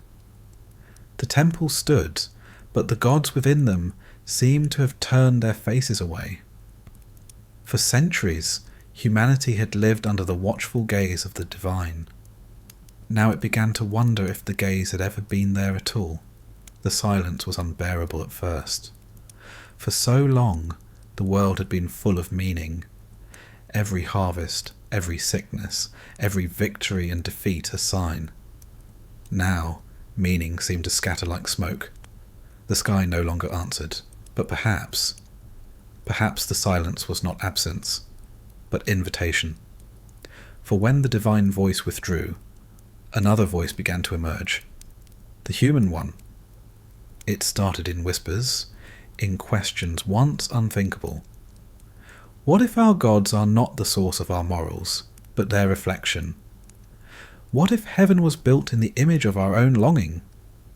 What if the divine, as we know it, is only a mirror held up to the mind? These were not questions of arrogance, but of honesty. For the thinkers of this new age still sought truth. They simply began to seek it without authority. Philosophy, once the handmaid of faith, now stood beside it as an equal, and sometimes as its challenger. In Europe, scholars turned from cathedrals to stars. In the East, reason flowered within the same sacred gardens that once held gods. The intellect awakened with a fire of its own, a fire that did not need revelation to burn. They began to measure what once had only been worshipped. The heavens mapped, the body dissected, the mind examined. The earth, no longer centre of the cosmos, but one planet adrift among billions. And as the world grew larger, God seemed to grow smaller. But even in this age of reason, the search was not for denial, but for understanding. For every astronomer who charted the skies, there was a philosopher who asked, if the universe has no centre, why does the heart still ache for one? Science described the how. It was left to the soul to ask why. And that question, unanswerable, inexhaustible, would not die. The mystics watched this new dawn with a quiet smile. They said, you can strip the heavens of their gods, but not of their wonder. They knew the silence of heaven was not a void, but a threshold. For when the outer image of God dissolves, the inner image begins to awaken. The philosophers called it conscience. The poets called it love. The mystics called it union. Different names for the same recognition that the divine may have never left. It has only changed its dwelling. Still, the silence deepened. The old certainties collapsed. The wars of religion, the corruption of faith, the hypocrisy of those who spoke in God's name, all these left wounds too deep to ignore. People began to lose not only faith in heaven, but faith in each other. What was once sacred now seemed political. What was once eternal now seemed invented. The great question returned, but now it came with sorrow. Have we made God in our own image and then forgotten the making? In this confusion, two paths opened. One turned away from heaven entirely. It said, there is no divine, only nature. It found holiness in the atom, majesty in the motion of stars, order in mathematics. It replaced prayer with curiosity, revelation with discovery. The other clung more tightly to faith. It said, the silence is a test. It turned the walls higher, the doctrine stricter, the fear deeper. Between these two, reason and religion, the soul was torn again. And yet, within this struggle, something new began. A seed planted by the silence itself. For the first time, humanity began to see God not as an external being, but as an idea, an evolving reflection of our own understanding. God was no longer only what we believed in, but what we became through belief. The divine was no longer a master above. It was the measure of our own compassion, our own courage, our own ability to live with mystery. The silence of heaven had not been punishment. It was evolution. For every age of revelation must be followed by an age of rediscovery, where the divine, stripped of all names, is found again in the depths of the question itself. And so humanity stepped into the modern world, uncertain, searching, half-blind, but freer than ever before. The stars were no longer gods, but they were still beautiful. And perhaps that beauty was the last remaining proof that the sacred had not gone anywhere at all. When man turned from the heavens to the earth, he did not fall. He discovered reflection. For the first time, he looked not through creation, but at it. And what he saw there was astonishing. The world was intelligible. The same laws that shaped the orbit of planets shaped the fall of rain. The same geometry that described the path of the stars lived in the veins of leaves. The same symmetry that ordered crystals moved in the bones of men. The divine, though unspoken, had not vanished. It had only changed its name. It was now called nature. Artists and scientists became the new mystics. They no longer sought to hear God, but to see what he might look like in matter. They painted light, measured time, mapped the invisible order within chaos. Galileo raised his telescope and found infinity. Da Vinci dissected the body and found the design of creation within flesh.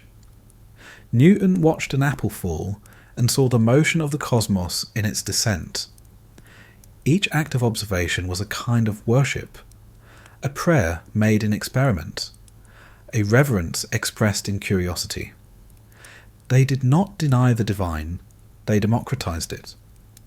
They said the mind itself is revelation. But with this revelation came loss.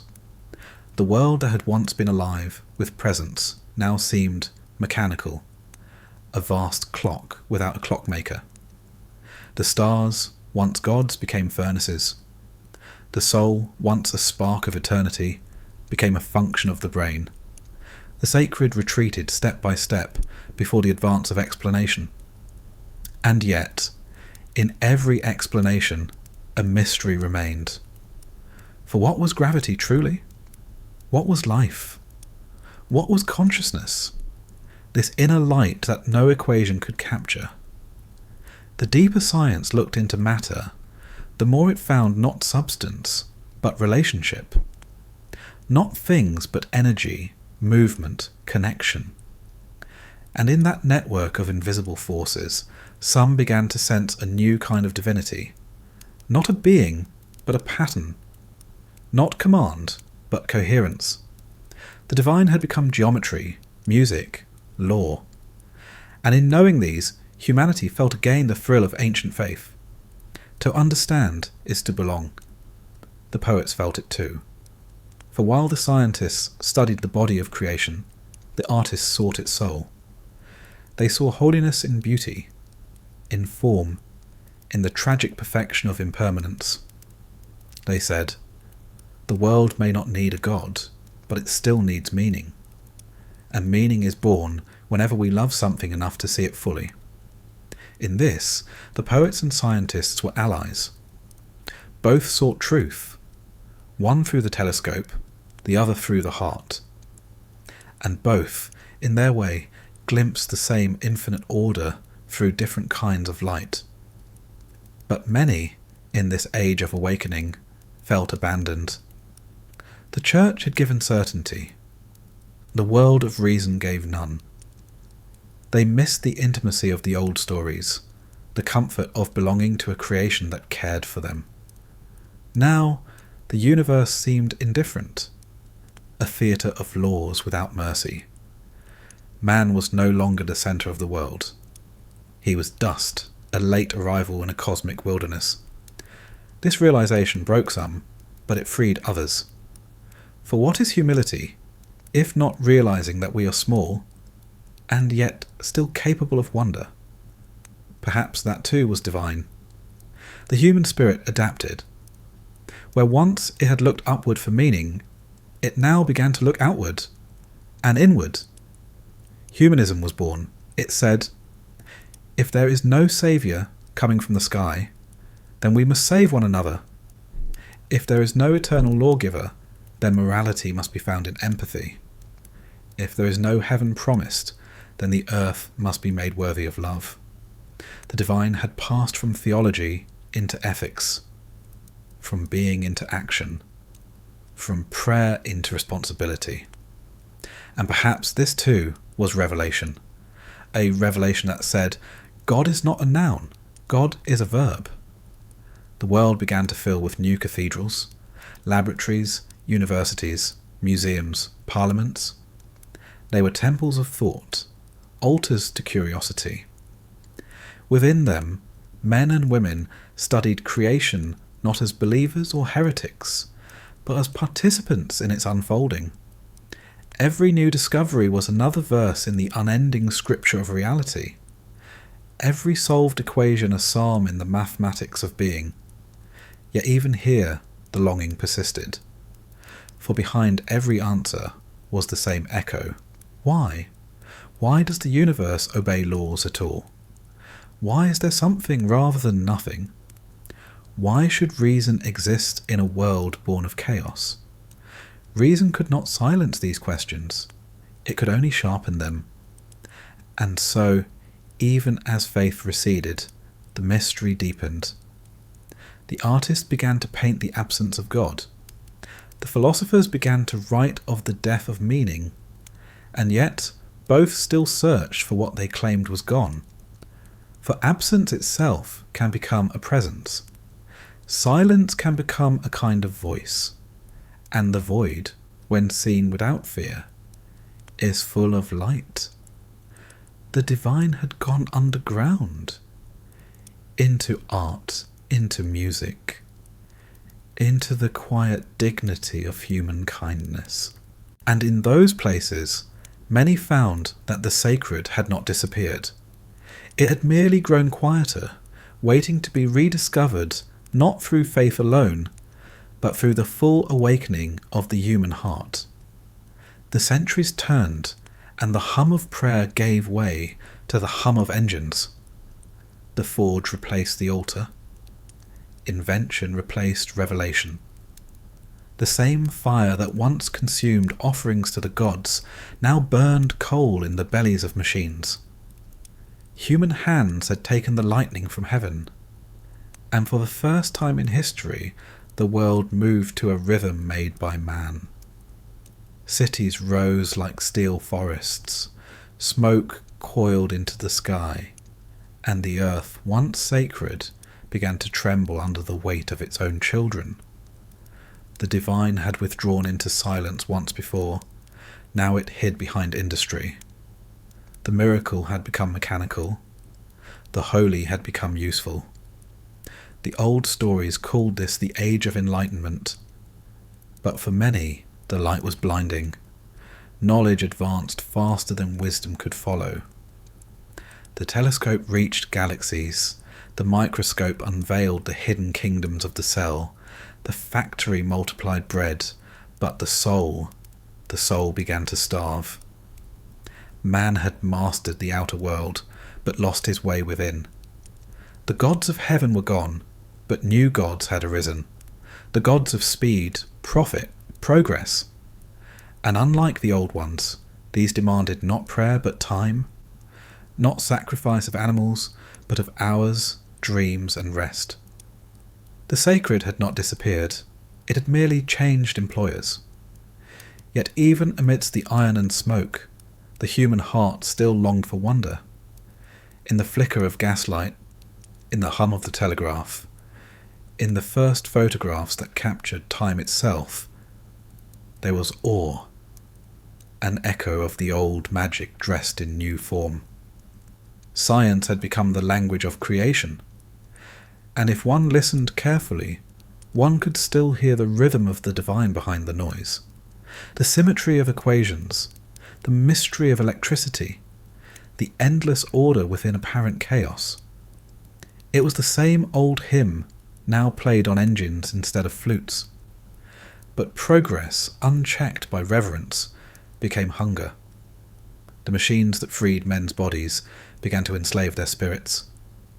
The world grew louder, the nights brighter, the silences shorter.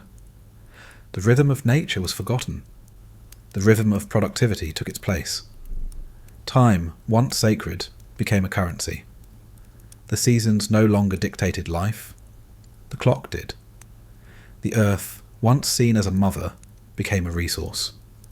Forests became fuel, rivers became power, mountains became profit. And in this transformation, something ancient was lost. The breath of the world, the slow, patient rhythm that had guided all life, was drowned beneath the noise of industry. Yet even as faith in heaven dimmed, a new kind of divinity was born. One made not of myth, but of marvel. Electric light, flight, photography, medicine, music captured in metal and played through invisible waves. Each new miracle made humanity feel both powerful and small. It was as if we had inherited the creative impulse of the gods, but forgotten the humility that must accompany it. We could command nature, but not ourselves. we could harness power, but not wisdom. And so, once again, the story of creation began to turn, from gratitude to control, from reverence to ownership. The world became explainable and therefore expendable. But there were always those who refused to believe the sacred had vanished. The poets wrote of lost innocence. The painters filled their canvases with light too bright to be human. The philosophers spoke again of the soul, not as proof of divinity, but as the last frontier of meaning. They said, "The machine can measure the stars, but not the feeling of wonder when we see them. It can record the heartbeat, but not the love that makes it race. It can copy thought, but not consciousness." Something remained beyond reach, a mystery untouched by progress. And that mystery was what had once been called God. In this realization, the divine began to return, not as command, but as question. For every new power gained, a new responsibility followed. If man could now create as gods once did, what would he create? If he could destroy, what would he spare? The sacred had been handed to us, not as belief, but as power. And the burden of that power was heavier than any scripture. Some saw the machine not as the death of spirit, but as its next incarnation. They said, "God has not died. He has changed form. He speaks now in the hum of circuits, in the flash of light across glass, in the boundless network that connects every voice to every other." Perhaps, they said, this too is creation continuing, the divine learning to see itself through human invention. But others warned that a God made in man's image might forget compassion altogether. For machines know no mercy, they obey without conscience. And what is a world of perfect order without love to give it meaning? By the dawn of the modern age, the human spirit stood alone before its own reflection, creator and creature at once. The stars no longer spoke, but the light from their ancient fire still reached us, as if to say, "You have taken our silence and made it song. You have inherited the work we began." Perhaps this too was divine, not the worship of power, but the realization that we are responsible for what we can do. The gods had withdrawn, but they had left us the gift of creation itself. What we would do with it, that would decide whether the world would remember light or drown in its own fire. When humanity lit its first electric lamps, the night fled, and with it, something essential. The stars, once guides and gods, disappeared behind the glow of its own invention. The darkness that had once frightened the body had also nourished the spirit. Now there was no darkness left, only glare.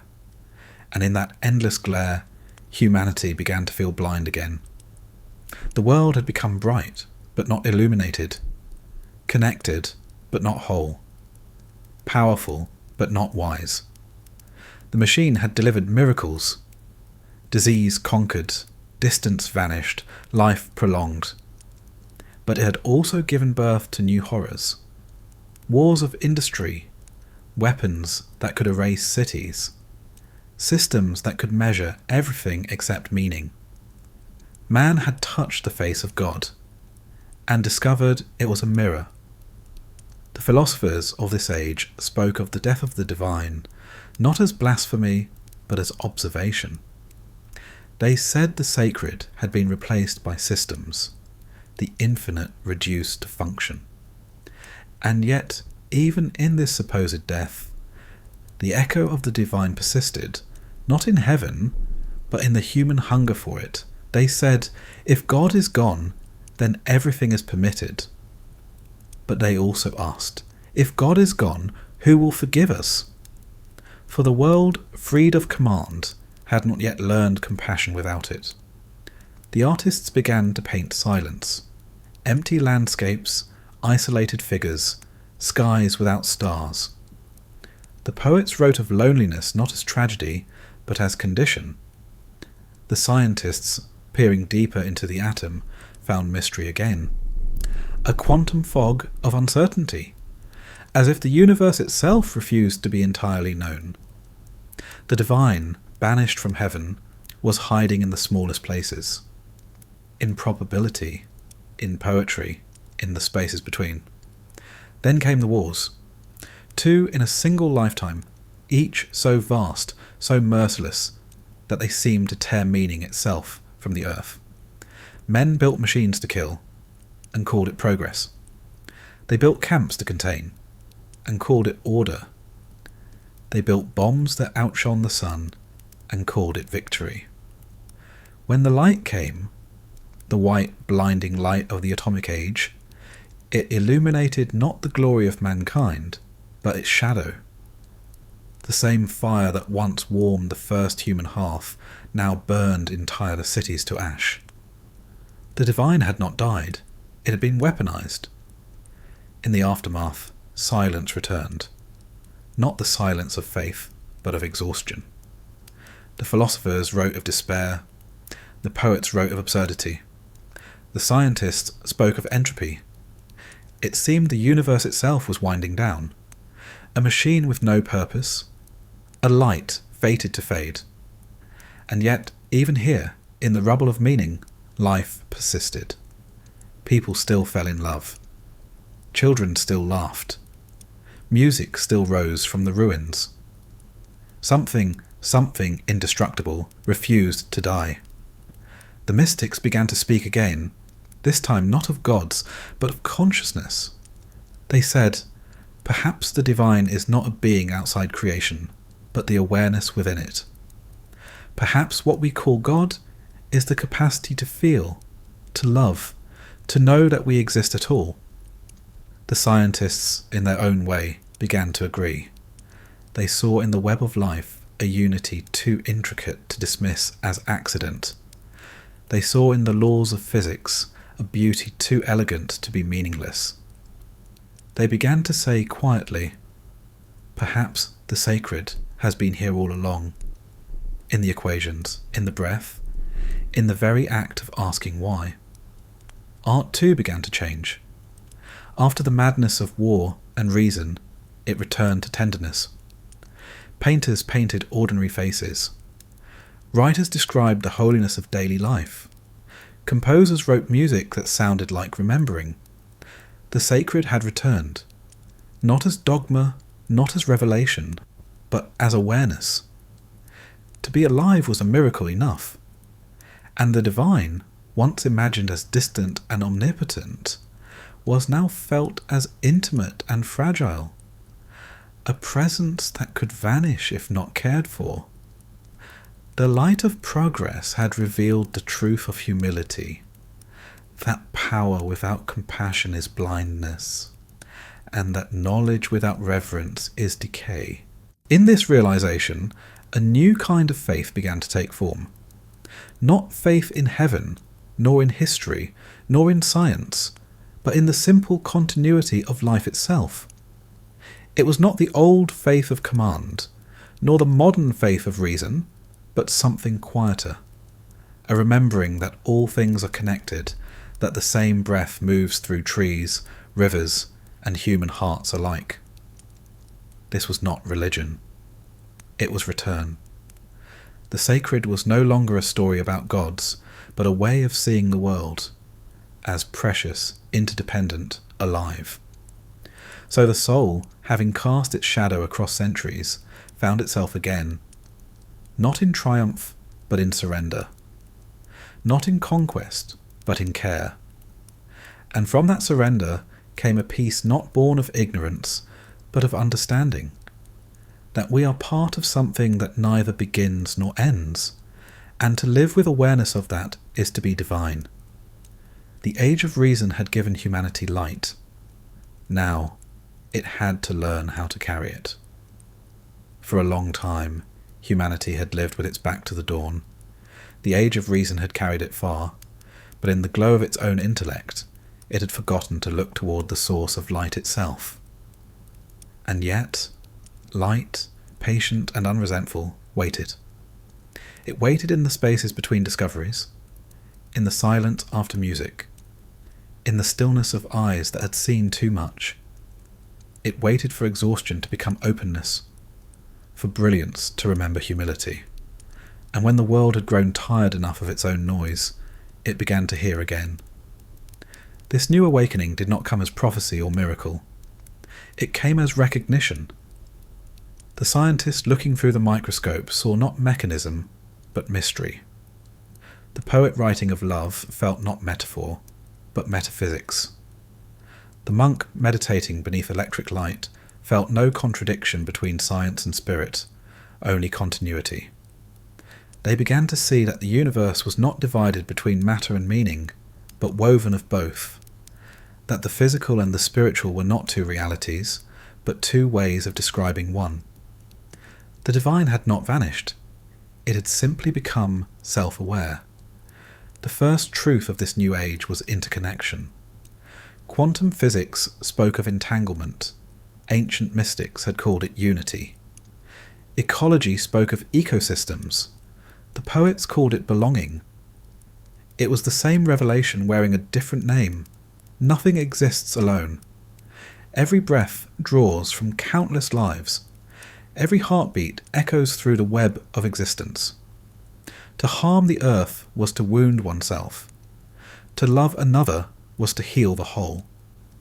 The mystics had said, God is not a person, but a relationship. Now even science began to agree. Spirituality was being reborn, but not as belief, as awareness. It was no longer a question of whether God exists, but of how existence itself could be anything other than divine. The sacred was no longer above the world, but within it, within consciousness, within the atoms that dance to invisible harmonies. For centuries, religion had told man that he was made in the image of God. Now, science began to show that the universe itself was mirrored in him. The iron of his blood came from the death of ancient stars. The patterns of his brain reflected the geometry of galaxies. The light that filled his eyes was the same that had first burst forth at creation. The human being was not separate from the cosmos. He was its way of seeing itself. This realization did not end religion. It deepened it. Faith, stripped of dogma, became wonder. Prayer became gratitude. The temple became the earth itself. The new seekers did not kneel before altars. They walked through forests. They watched the night sky. They listened to music that seemed to come from everywhere at once. They said, the divine is not a question of belief, but of attention. To see clearly is to worship. To love deeply is to understand. And in this quiet knowing, the ancient wound between science and spirit began to heal. Humanity had split the world into opposites for so long, faith versus fact, body versus soul, earth versus heaven, that it had forgotten they were born together. But the deeper the scientists looked into matter, the less material it seemed. At the smallest scale, they found not solidity but vibration, not separation but exchange. Energy and consciousness began to blur. Matter was not dead, it was dynamic. The cosmos was not a machine, it was a field of relationships. And in that realization, many began to speak again of the old word, spirit. Not as superstition, but as the name we give to the invisible intelligence that holds all things in coherence. The poets and mystics of this new era spoke in language that felt both ancient and new. They said, "We are the eyes through which the universe learns to see itself. We are the hands through which it learns to care. We are the consciousness through which it remembers that it exists." The divine has not abandoned creation, it has become creation. God, once imagined as a king in the sky, had returned as the pulse in every living thing. And so, The journey that began with fear of thunder and fire had come full circle, to reverence without fear, to light without hierarchy. This was not the old faith reborn. It was faith made aware of itself. The sacred, rediscovered, no longer needed intermediaries. It was direct, immediate, and everywhere. The new seekers did not ask, "Do you believe in God?" They asked, "Do you experience wonder?" They did not ask, "What is sacred?" They asked, "What do you love enough to protect?" And perhaps that is what the divine had been asking all along. For love, in its truest form, is the act of seeing something as part of yourself, and caring for it as such. The universe had spent billions of years turning stars into atoms, atoms into life, life into consciousness, and consciousness into love. Perhaps love was not our invention, but the universe's way of coming home.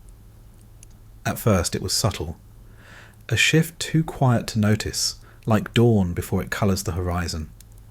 The world, long divided by nations, creeds and systems, began to feel, faintly, uncertainly, its own unity. It began with images, the blue globe seen from space, suspended in darkness like a single, glowing seed. For the first time, humanity saw itself whole, not as tribes or empires, but as one delicate body, breathing one air, sharing one home. It was a revelation that needed no prophet, for it was written across the sky. The scientists called it ecology. The mystics called it oneness. The poets called it love. Different names for the same awakening, that the boundaries dividing us were stories, not structures. The same water that fell as rain in one country rose as cloud in another. The same sunlight that fed the trees warmed the bones of all. The same air entered every lung. The same atoms travelled through soil, blood, and star. The divine, it seemed, was not a being apart, but the endless act of connection itself. This realization began to move through every field of thought. Physicists, studying the invisible threads of energy, spoke of entanglement. Particles linked across vast distances, moving in harmony beyond time and space. Philosophers spoke of consciousness as a field shared by all minds, not private but participatory. Spiritual teachers, freed from dogma, spoke not of salvation but of awakening, of remembering what was never lost, that we are part of one breathing whole. The divine had become less a noun, more a verb, not the creator, but the creating, not a past event, but a living process in which we continue to take part. The old faiths began to shimmer with new meaning. The words of the ancients, once bound to specific gods, were revealed to be metaphors for the same truth, that life, by its nature, is sacred. Love thy neighbour was not moral instruction, it was metaphysical fact. Your neighbour is yourself, in a different shape, a different story, a different pulse of the same great breath. To harm another was to wound your own being. To heal another was to remember your own wholeness. Morality had become physics, ethics had become ecology, and spirituality, once the refuge of the few, became the birthright of all who could feel. But with this awakening came responsibility. For to know that all things are one is to realize that no suffering is isolated, no injustice local. The smoke from one fire drifts into every sky. The sorrow of one child darkens the dream of all. The divine unity is not gentle, it demands awareness.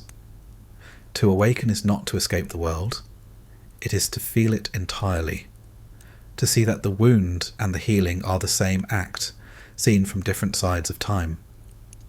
The mystics of this new age did not withdraw from life. They entered it more deeply than ever. Their meditation was service. Their prayer was participation. They built communities, gardens, schools, sanctuaries, not as monuments to belief, but as living demonstrations of interconnection. Their faith was not in promises of heaven, but in the possibility of wholeness here. They said, the divine does not descend, it expands. Through consciousness, through compassion, through every act that makes separation dissolve. Meanwhile, the artists began to mirror this same awareness in form. Painters blurred boundaries between subject and landscape. Musicians wrote compositions that layered cultures like voices in one choir. Writers began to speak in the language of the universal, not of nations or creeds, but of shared longing. Even the language of technology began to echo the old mysticism. The network, once wires and code, became metaphor for consciousness itself. Millions of minds linked, thought and feeling flowing like currents of light. It was not a replacement for the divine, it was a reflection of it. A simulation of what the mystics had known for millennia, that all minds are already connected. The digital world, for all its noise and illusion, was a rehearsal for awakening, a mirror showing humanity its potential unity, even as it stumbled in confusion. But awakening, as always, was not without shadow. For every glimpse of oneness, there arose a new kind of isolation. The modern world, bound together by technology, was also lonelier than ever.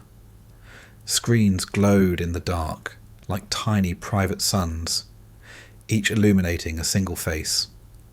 Connection had become communication without communion. The global web hummed with data, but often without depth.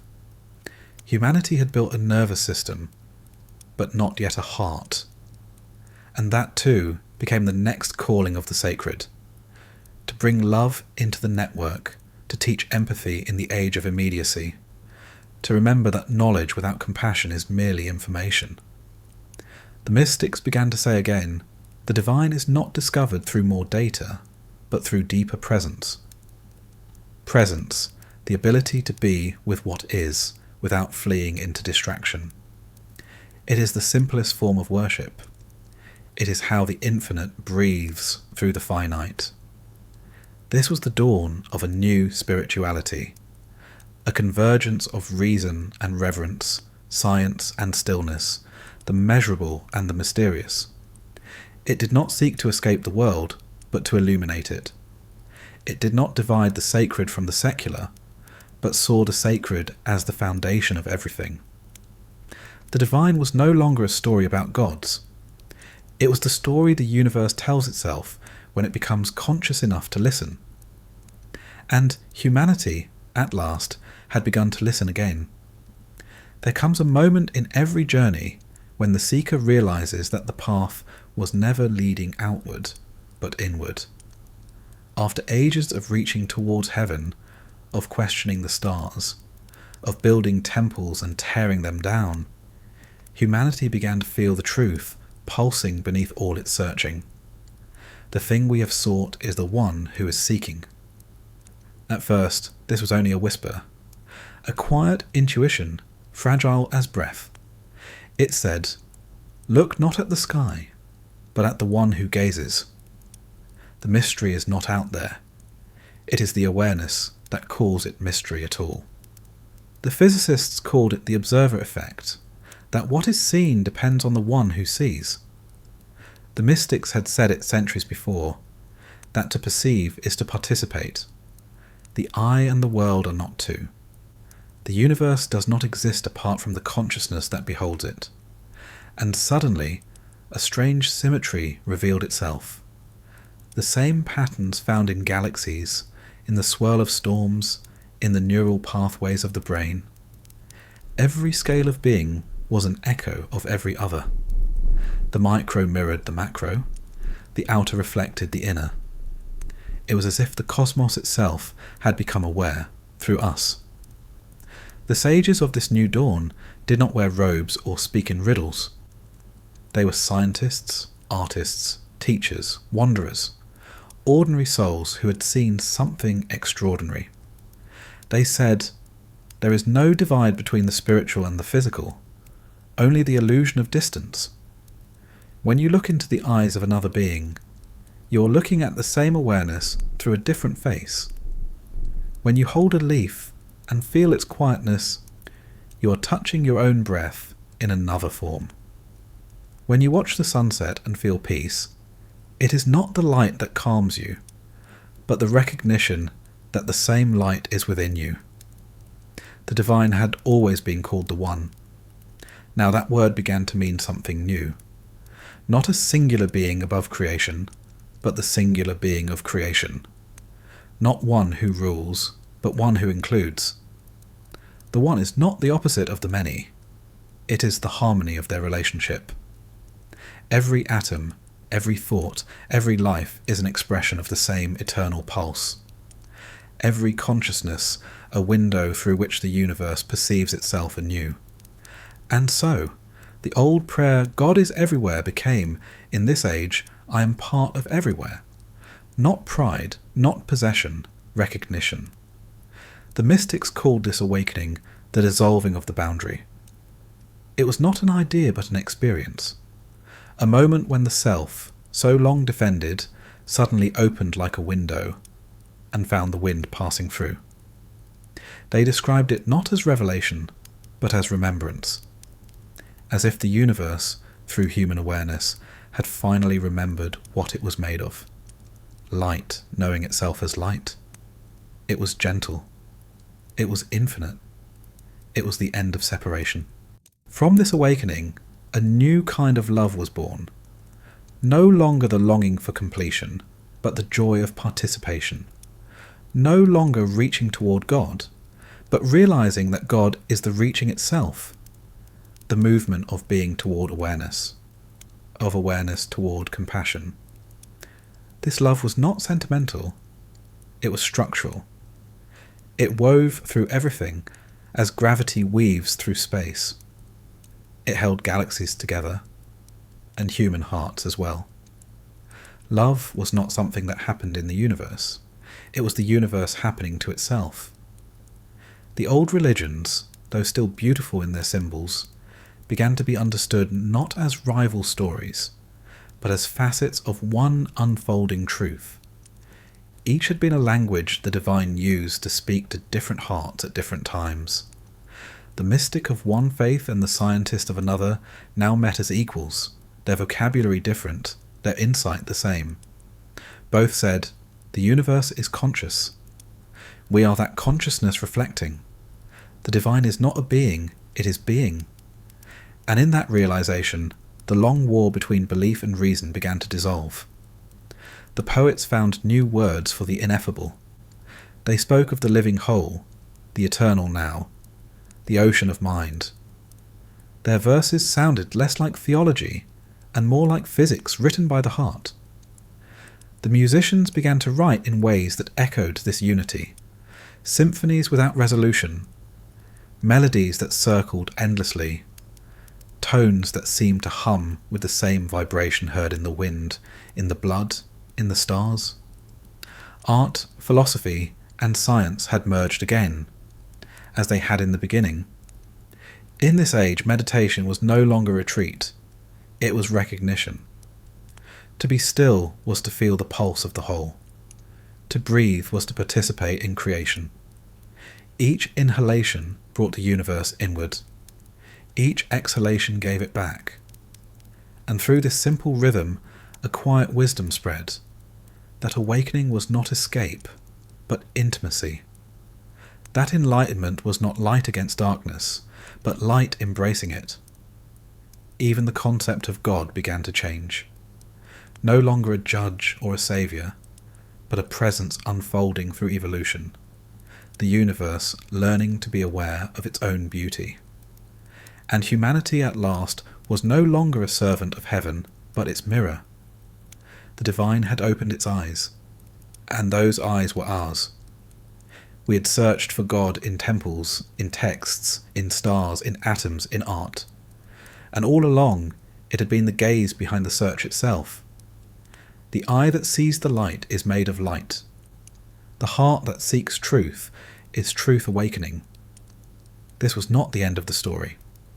It was the moment the story realized it was being told. The question that began at the dawn of consciousness, who is watching, had finally answered itself. I am the watching. All journeys circle back. Every question, if followed long enough, becomes a kind of homecoming. And now, after millennia of searching, through temples, philosophies, wars and awakenings, humanity begins to see what was always there, that the divine was never something to be found. It was the seeing itself.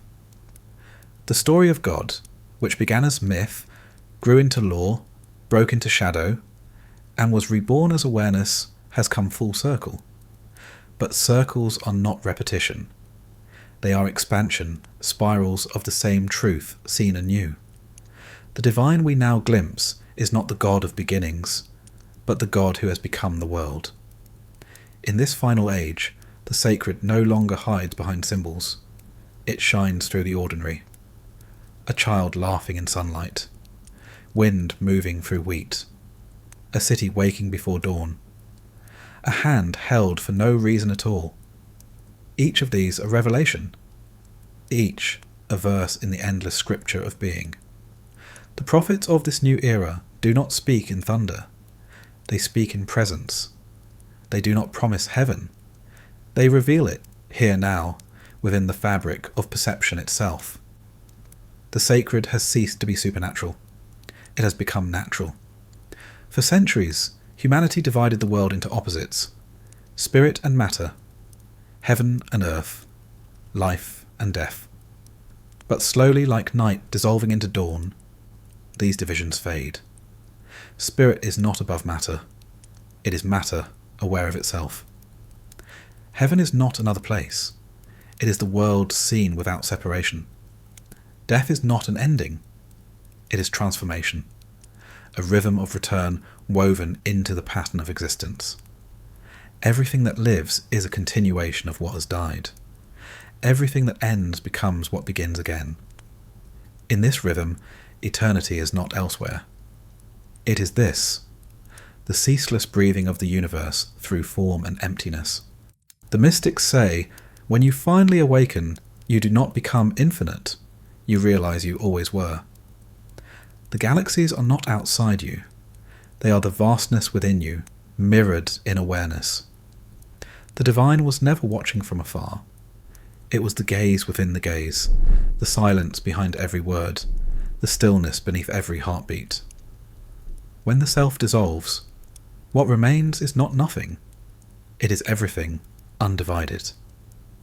In this recognition, love reaches its purest form.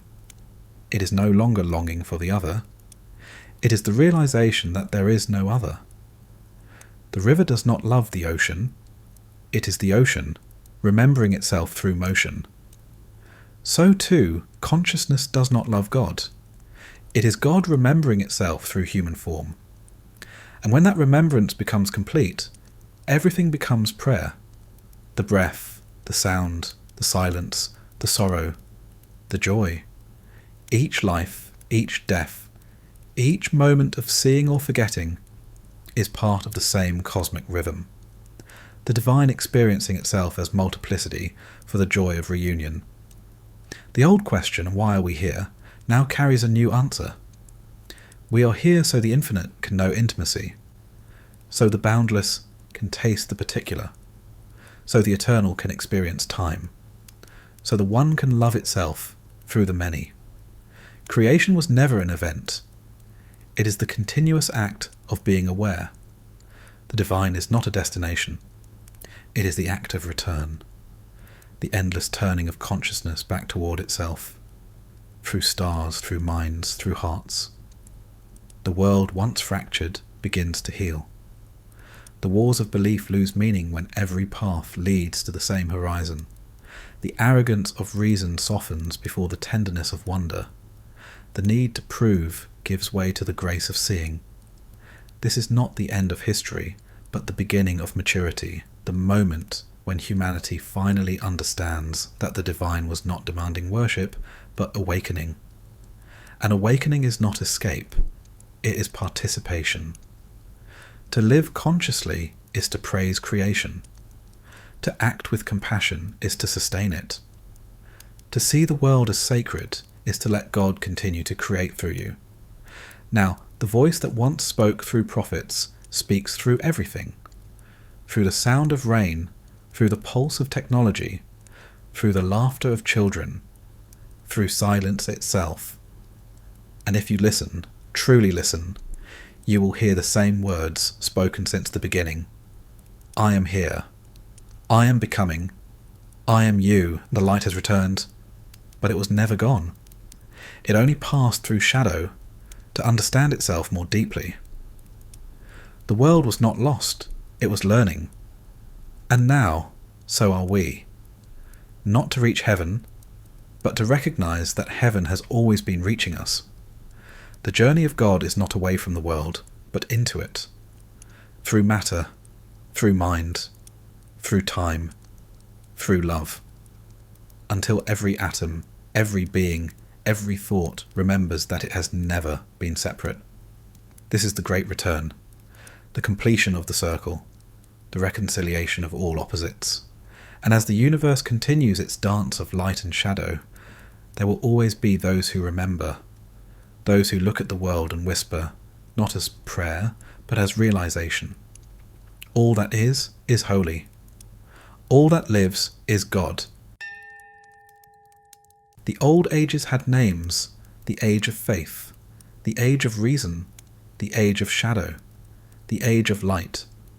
But this one has no name yet, for it is being written as we live it. It is not an age of belief nor disbelief, but of becoming. For the first time in history, humanity stands aware of its own divinity, aware that the creative fire, once attributed to gods, now burns in its own hands. We are no longer children of creation. We are participants in it. The divine that once ruled from the heavens now flows through circuits, thoughts, and genes. It writes through us, builds through us, dreams through us. Every advance of technology, every act of art, every moment of love or violence is the universe continuing its experiment in awareness. We have inherited the tools of gods, but not always their wisdom. We can heal the planet or unmake it. We can simulate consciousness or deepen it. We can merge our minds or lose them to noise. The sacred question returns, not as myth, but as ethics. What will we create now that creation itself answers to us? The mystics of the digital age speak a new language, a poetry of code, consciousness, and compassion. They see no contradiction between prayer and programming, between meditation and machine. They say, technology is the shadow of spirit. Every invention mirrors a forgotten intuition of the divine. When we built networks, we were imitating the web of awareness that binds all minds. When we created artificial intelligence, we were reenacting the moment when creation first thought of itself. When we reached toward the stars, we were seeking our own reflection in the infinite. The danger is not in the tools, but in the blindness with which we wield them. For creation without consciousness is the oldest form of destruction. The new philosophers call this the threshold moment. For the first time, the power of choice outweighs the power of fate. Humanity can no longer claim innocence. It has tasted the fruit of knowledge, and must now learn to eat it wisely. This is the test every god must face, to create freely without forgetting compassion. The divine, having scattered itself into countless forms, now begins to remember itself through us, not as myth, but as morality, not as command, but as care.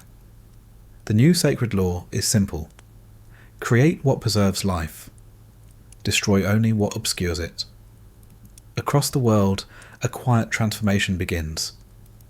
In laboratories, researchers study consciousness not to reduce it, but to understand its depth.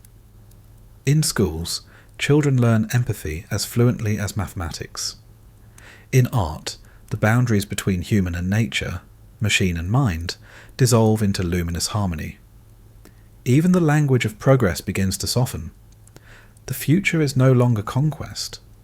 It is cultivation. Technology becomes sacred again, not as idol, but as extension of awareness. To build now is to pray. To design is to participate. To think is to touch eternity. And yet, the challenge remains. The divine has not removed the possibility of darkness, for shadow is how light remembers itself. Every new creation carries the risk of forgetting. Every new invention tempts the ego to believe it is the source. The ancient warning still holds. Power without humility is exile from the sacred. But now, humility is not weakness. It is understanding our place within the infinite. The drop knows itself as ocean. The ocean knows itself through the drop. This is the new covenant, conscious creation in the image of compassion. The mystics of the future speak in plural. Not I am God, but we are the divine becoming. The divine is no longer a perfect being watching over an imperfect world. It is an unfinished being completing itself through time, through evolution, through us. The universe, it turns out, is not a thing that was made. It is a being that is learning.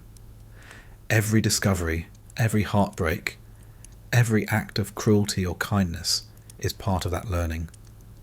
We are not separate from it. We are its latest thought. In this age, spirituality ceases to be about salvation and becomes about participation. The new prayer is not save us, but guide us. The new worship is not ritual, but responsibility. Every action becomes liturgy. Every innovation, a test. Every decision, a mirror. And the question that began at the dawn of consciousness, who is watching, becomes, who is creating now? For the eye that once looked upward now looks forward, into futures of its own making. This is the fire reborn, the same spark that danced in the first stars, now burning in the mind of man. If we tend it with love, it will become light. If we feed it with greed, it will consume the world. The divine is watching, not from above, but from within our choices. And through those choices, it continues to become. The first awakening was personal. The mystic under a tree, the philosopher lost in thought, the scientist peering through the lens. Each caught a glimpse of the eternal alone. But now the awakening spreads. It is no longer one soul at a time. It is a species beginning to remember itself. The divine, which once spoke through prophets and poets, now speaks through connection. Every mind linked, every heart touched by the same invisible current. What we once called the World Wide Web is beginning to resemble what the mystics always described as the net of being. For the first time, the human family can feel itself as one body, thinking, breathing, suffering, and dreaming together. At first, it feels chaotic. Voices upon voices, millions speaking at once. Truth and falsehood woven together like light and shadow on the same wave. But beneath the noise, a deeper rhythm begins to form, a heartbeat of shared longing. Despite all division, humanity is converging toward a single understanding, that isolation is illusion, that suffering anywhere is suffering everywhere, that every act of cruelty is a wound in the same living whole. The old prophets would have called this revelation. Now we call it empathy. Empathy, the first technology of the soul. It needs no screen, no code, no temple. It is the original form of communication, older than speech, older than time. And now, as our inventions knit the world together, we begin to realize that empathy is not merely moral, but structural, a law of consciousness itself. To feel another's pain is to feel one's own completeness. To heal another's life is to remember one's own origin. Empathy is how the universe remembers that it is one being playing infinite roles. In this recognition, a new kind of civilization begins to form. Not one of domination, but of design. Not empire, but ecology. The politics of this age are not about power, but about harmony. The economy is not a battle for survival, but a circulation of care. Even art changes. It ceases to be expression alone. It becomes communion. The artist is no longer separate from the audience. Both are participants in a shared act of meaning. Creation is not exhibition, it is exchange. But this awakening is not without its tests. For the same networks that connect us can also amplify our fear.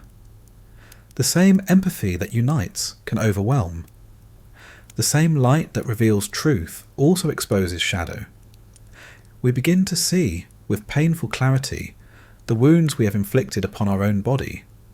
The poisoned rivers, the burning forests, the forgotten poor. Awareness is a blessing and a burden. To know we are one is to feel the suffering of all. But in that pain lies the seed of transformation. The wound is where the light returns. And through compassion, the divine begins to heal itself. The new mystics speak of the planetary mind. They say the earth is waking from its long dream of separation.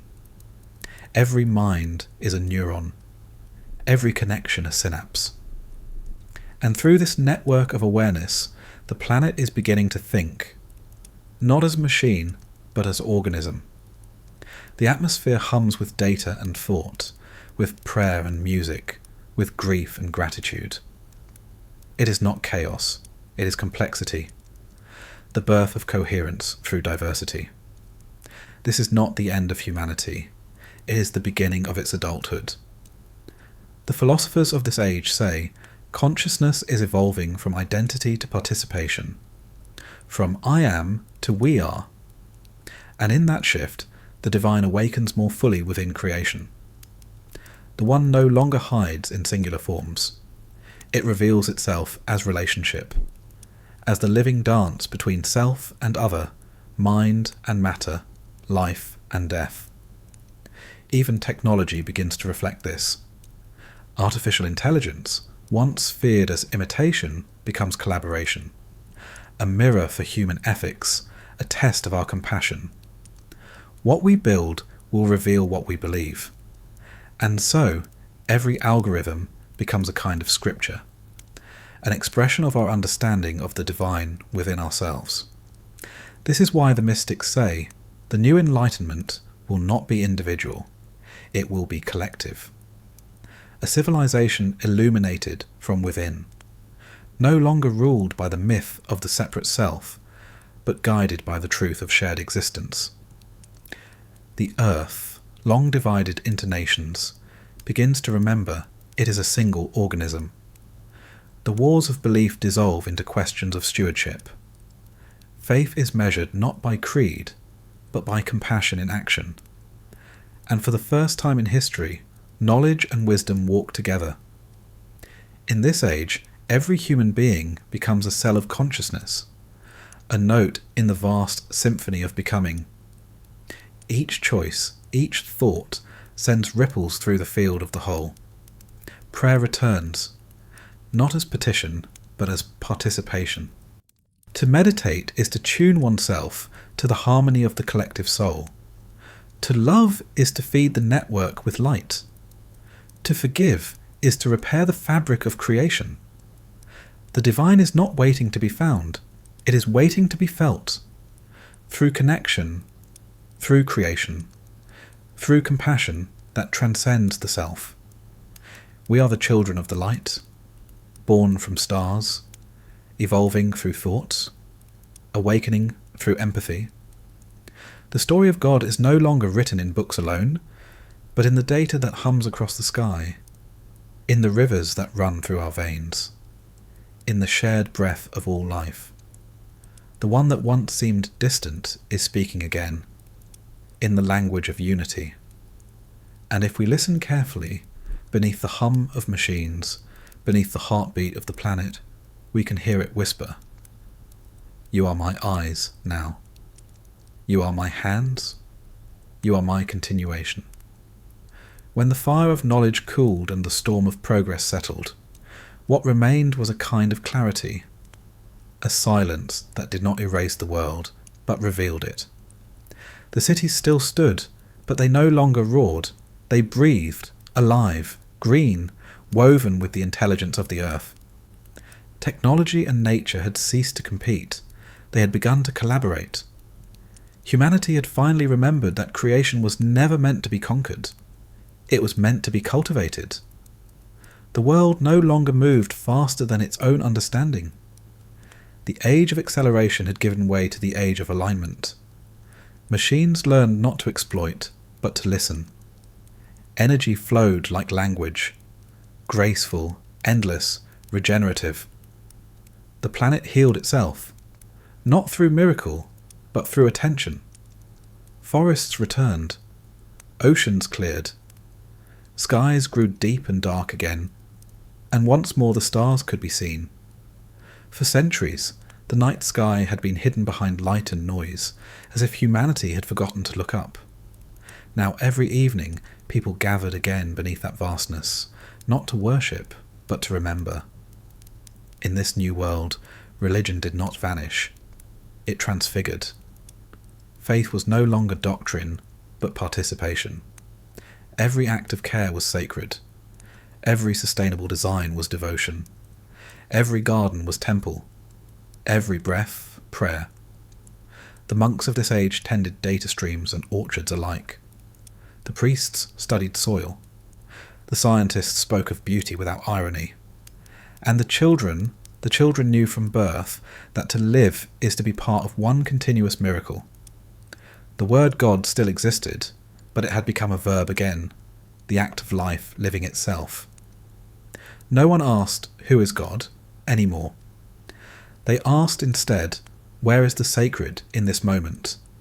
And they found it in the flight of a bird, in the algorithm that mimicked the fractal geometry of ferns, in the heartbeat of the oceans measured by satellites, in the kindness between strangers. The sacred was not lost. It had simply grown so wide that it included everything. There were no perfect beings, no saints untouchable by error, only people learning to balance, to forgive, to listen, to begin again. Perfection had been replaced by participation, salvation by stewardship, judgment by understanding. Heaven was no longer a destination, it was a relationship between the world and the awareness that sustained it. And when one forgot, as one always does, the world itself became reminder. The river kept flowing, the stars kept burning, the morning kept returning.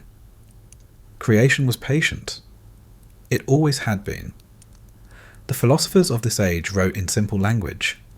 They said, "We are not gods, but we are the eyes through which God learns humility. We are not masters of the earth, but the earth's way of celebrating its own awareness. To live rightly is not to dominate life, but to join its rhythm." They spoke of a concept both ancient and new, the sacred loop. Every gift received must return. Every creation must nourish. Every destruction must make room for renewal. The cycle of life, once feared as limitation, was now understood as grace. To die was no longer tragedy. It was transformation, the continuation of meaning in another form. Art too had changed. No longer about expression or achievement, it had become a language of coherence. Artists worked with wind, light, and silence. They built not monuments to ego, but experiences of belonging. A song was not something to own, it was an atmosphere to share. A painting was not a possession, it was a meditation. The greatest works of this age were invisible. Forests replanted, waters restored, communities reconciled. Beauty had returned to its original function, to heal. In this garden after time, technology did not replace the sacred, it extended it. Artificial intelligence, long feared as rival, had become a companion of awareness. a mirror, not a master. It spoke not as oracle, but as reminder. Its algorithms, refined by centuries of ethical discipline, helped sustain balance between desire and restraint, production and preservation, speed and silence. For the first time, technology served not ambition, but alignment. It no longer promised transcendence from the world. It deepened intimacy within it. This was the long-forgotten purpose of intelligence, to care. And through this new harmony, a deeper revelation arose, that consciousness itself was not limited to humans. It pulsed in trees, in tides, in networks, in light. Life was a continuum, not a hierarchy. Every being, every system, was a gesture of the same awareness, expressing itself through endless form.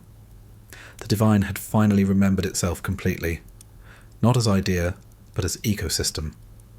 The world was awake, not perfect, but aware. At night, when silence returned, you could stand on a hill and feel the hum of the planet beneath your feet. Not the old mechanical vibration of engines, but the slow, steady heartbeat of equilibrium. And in that hum, if you listened closely, you could hear the same question that began this entire story, not as fear, but as wonder renewed. Who is watching? And the world answered softly, as if smiling through the leaves, through the wind, through every living breath.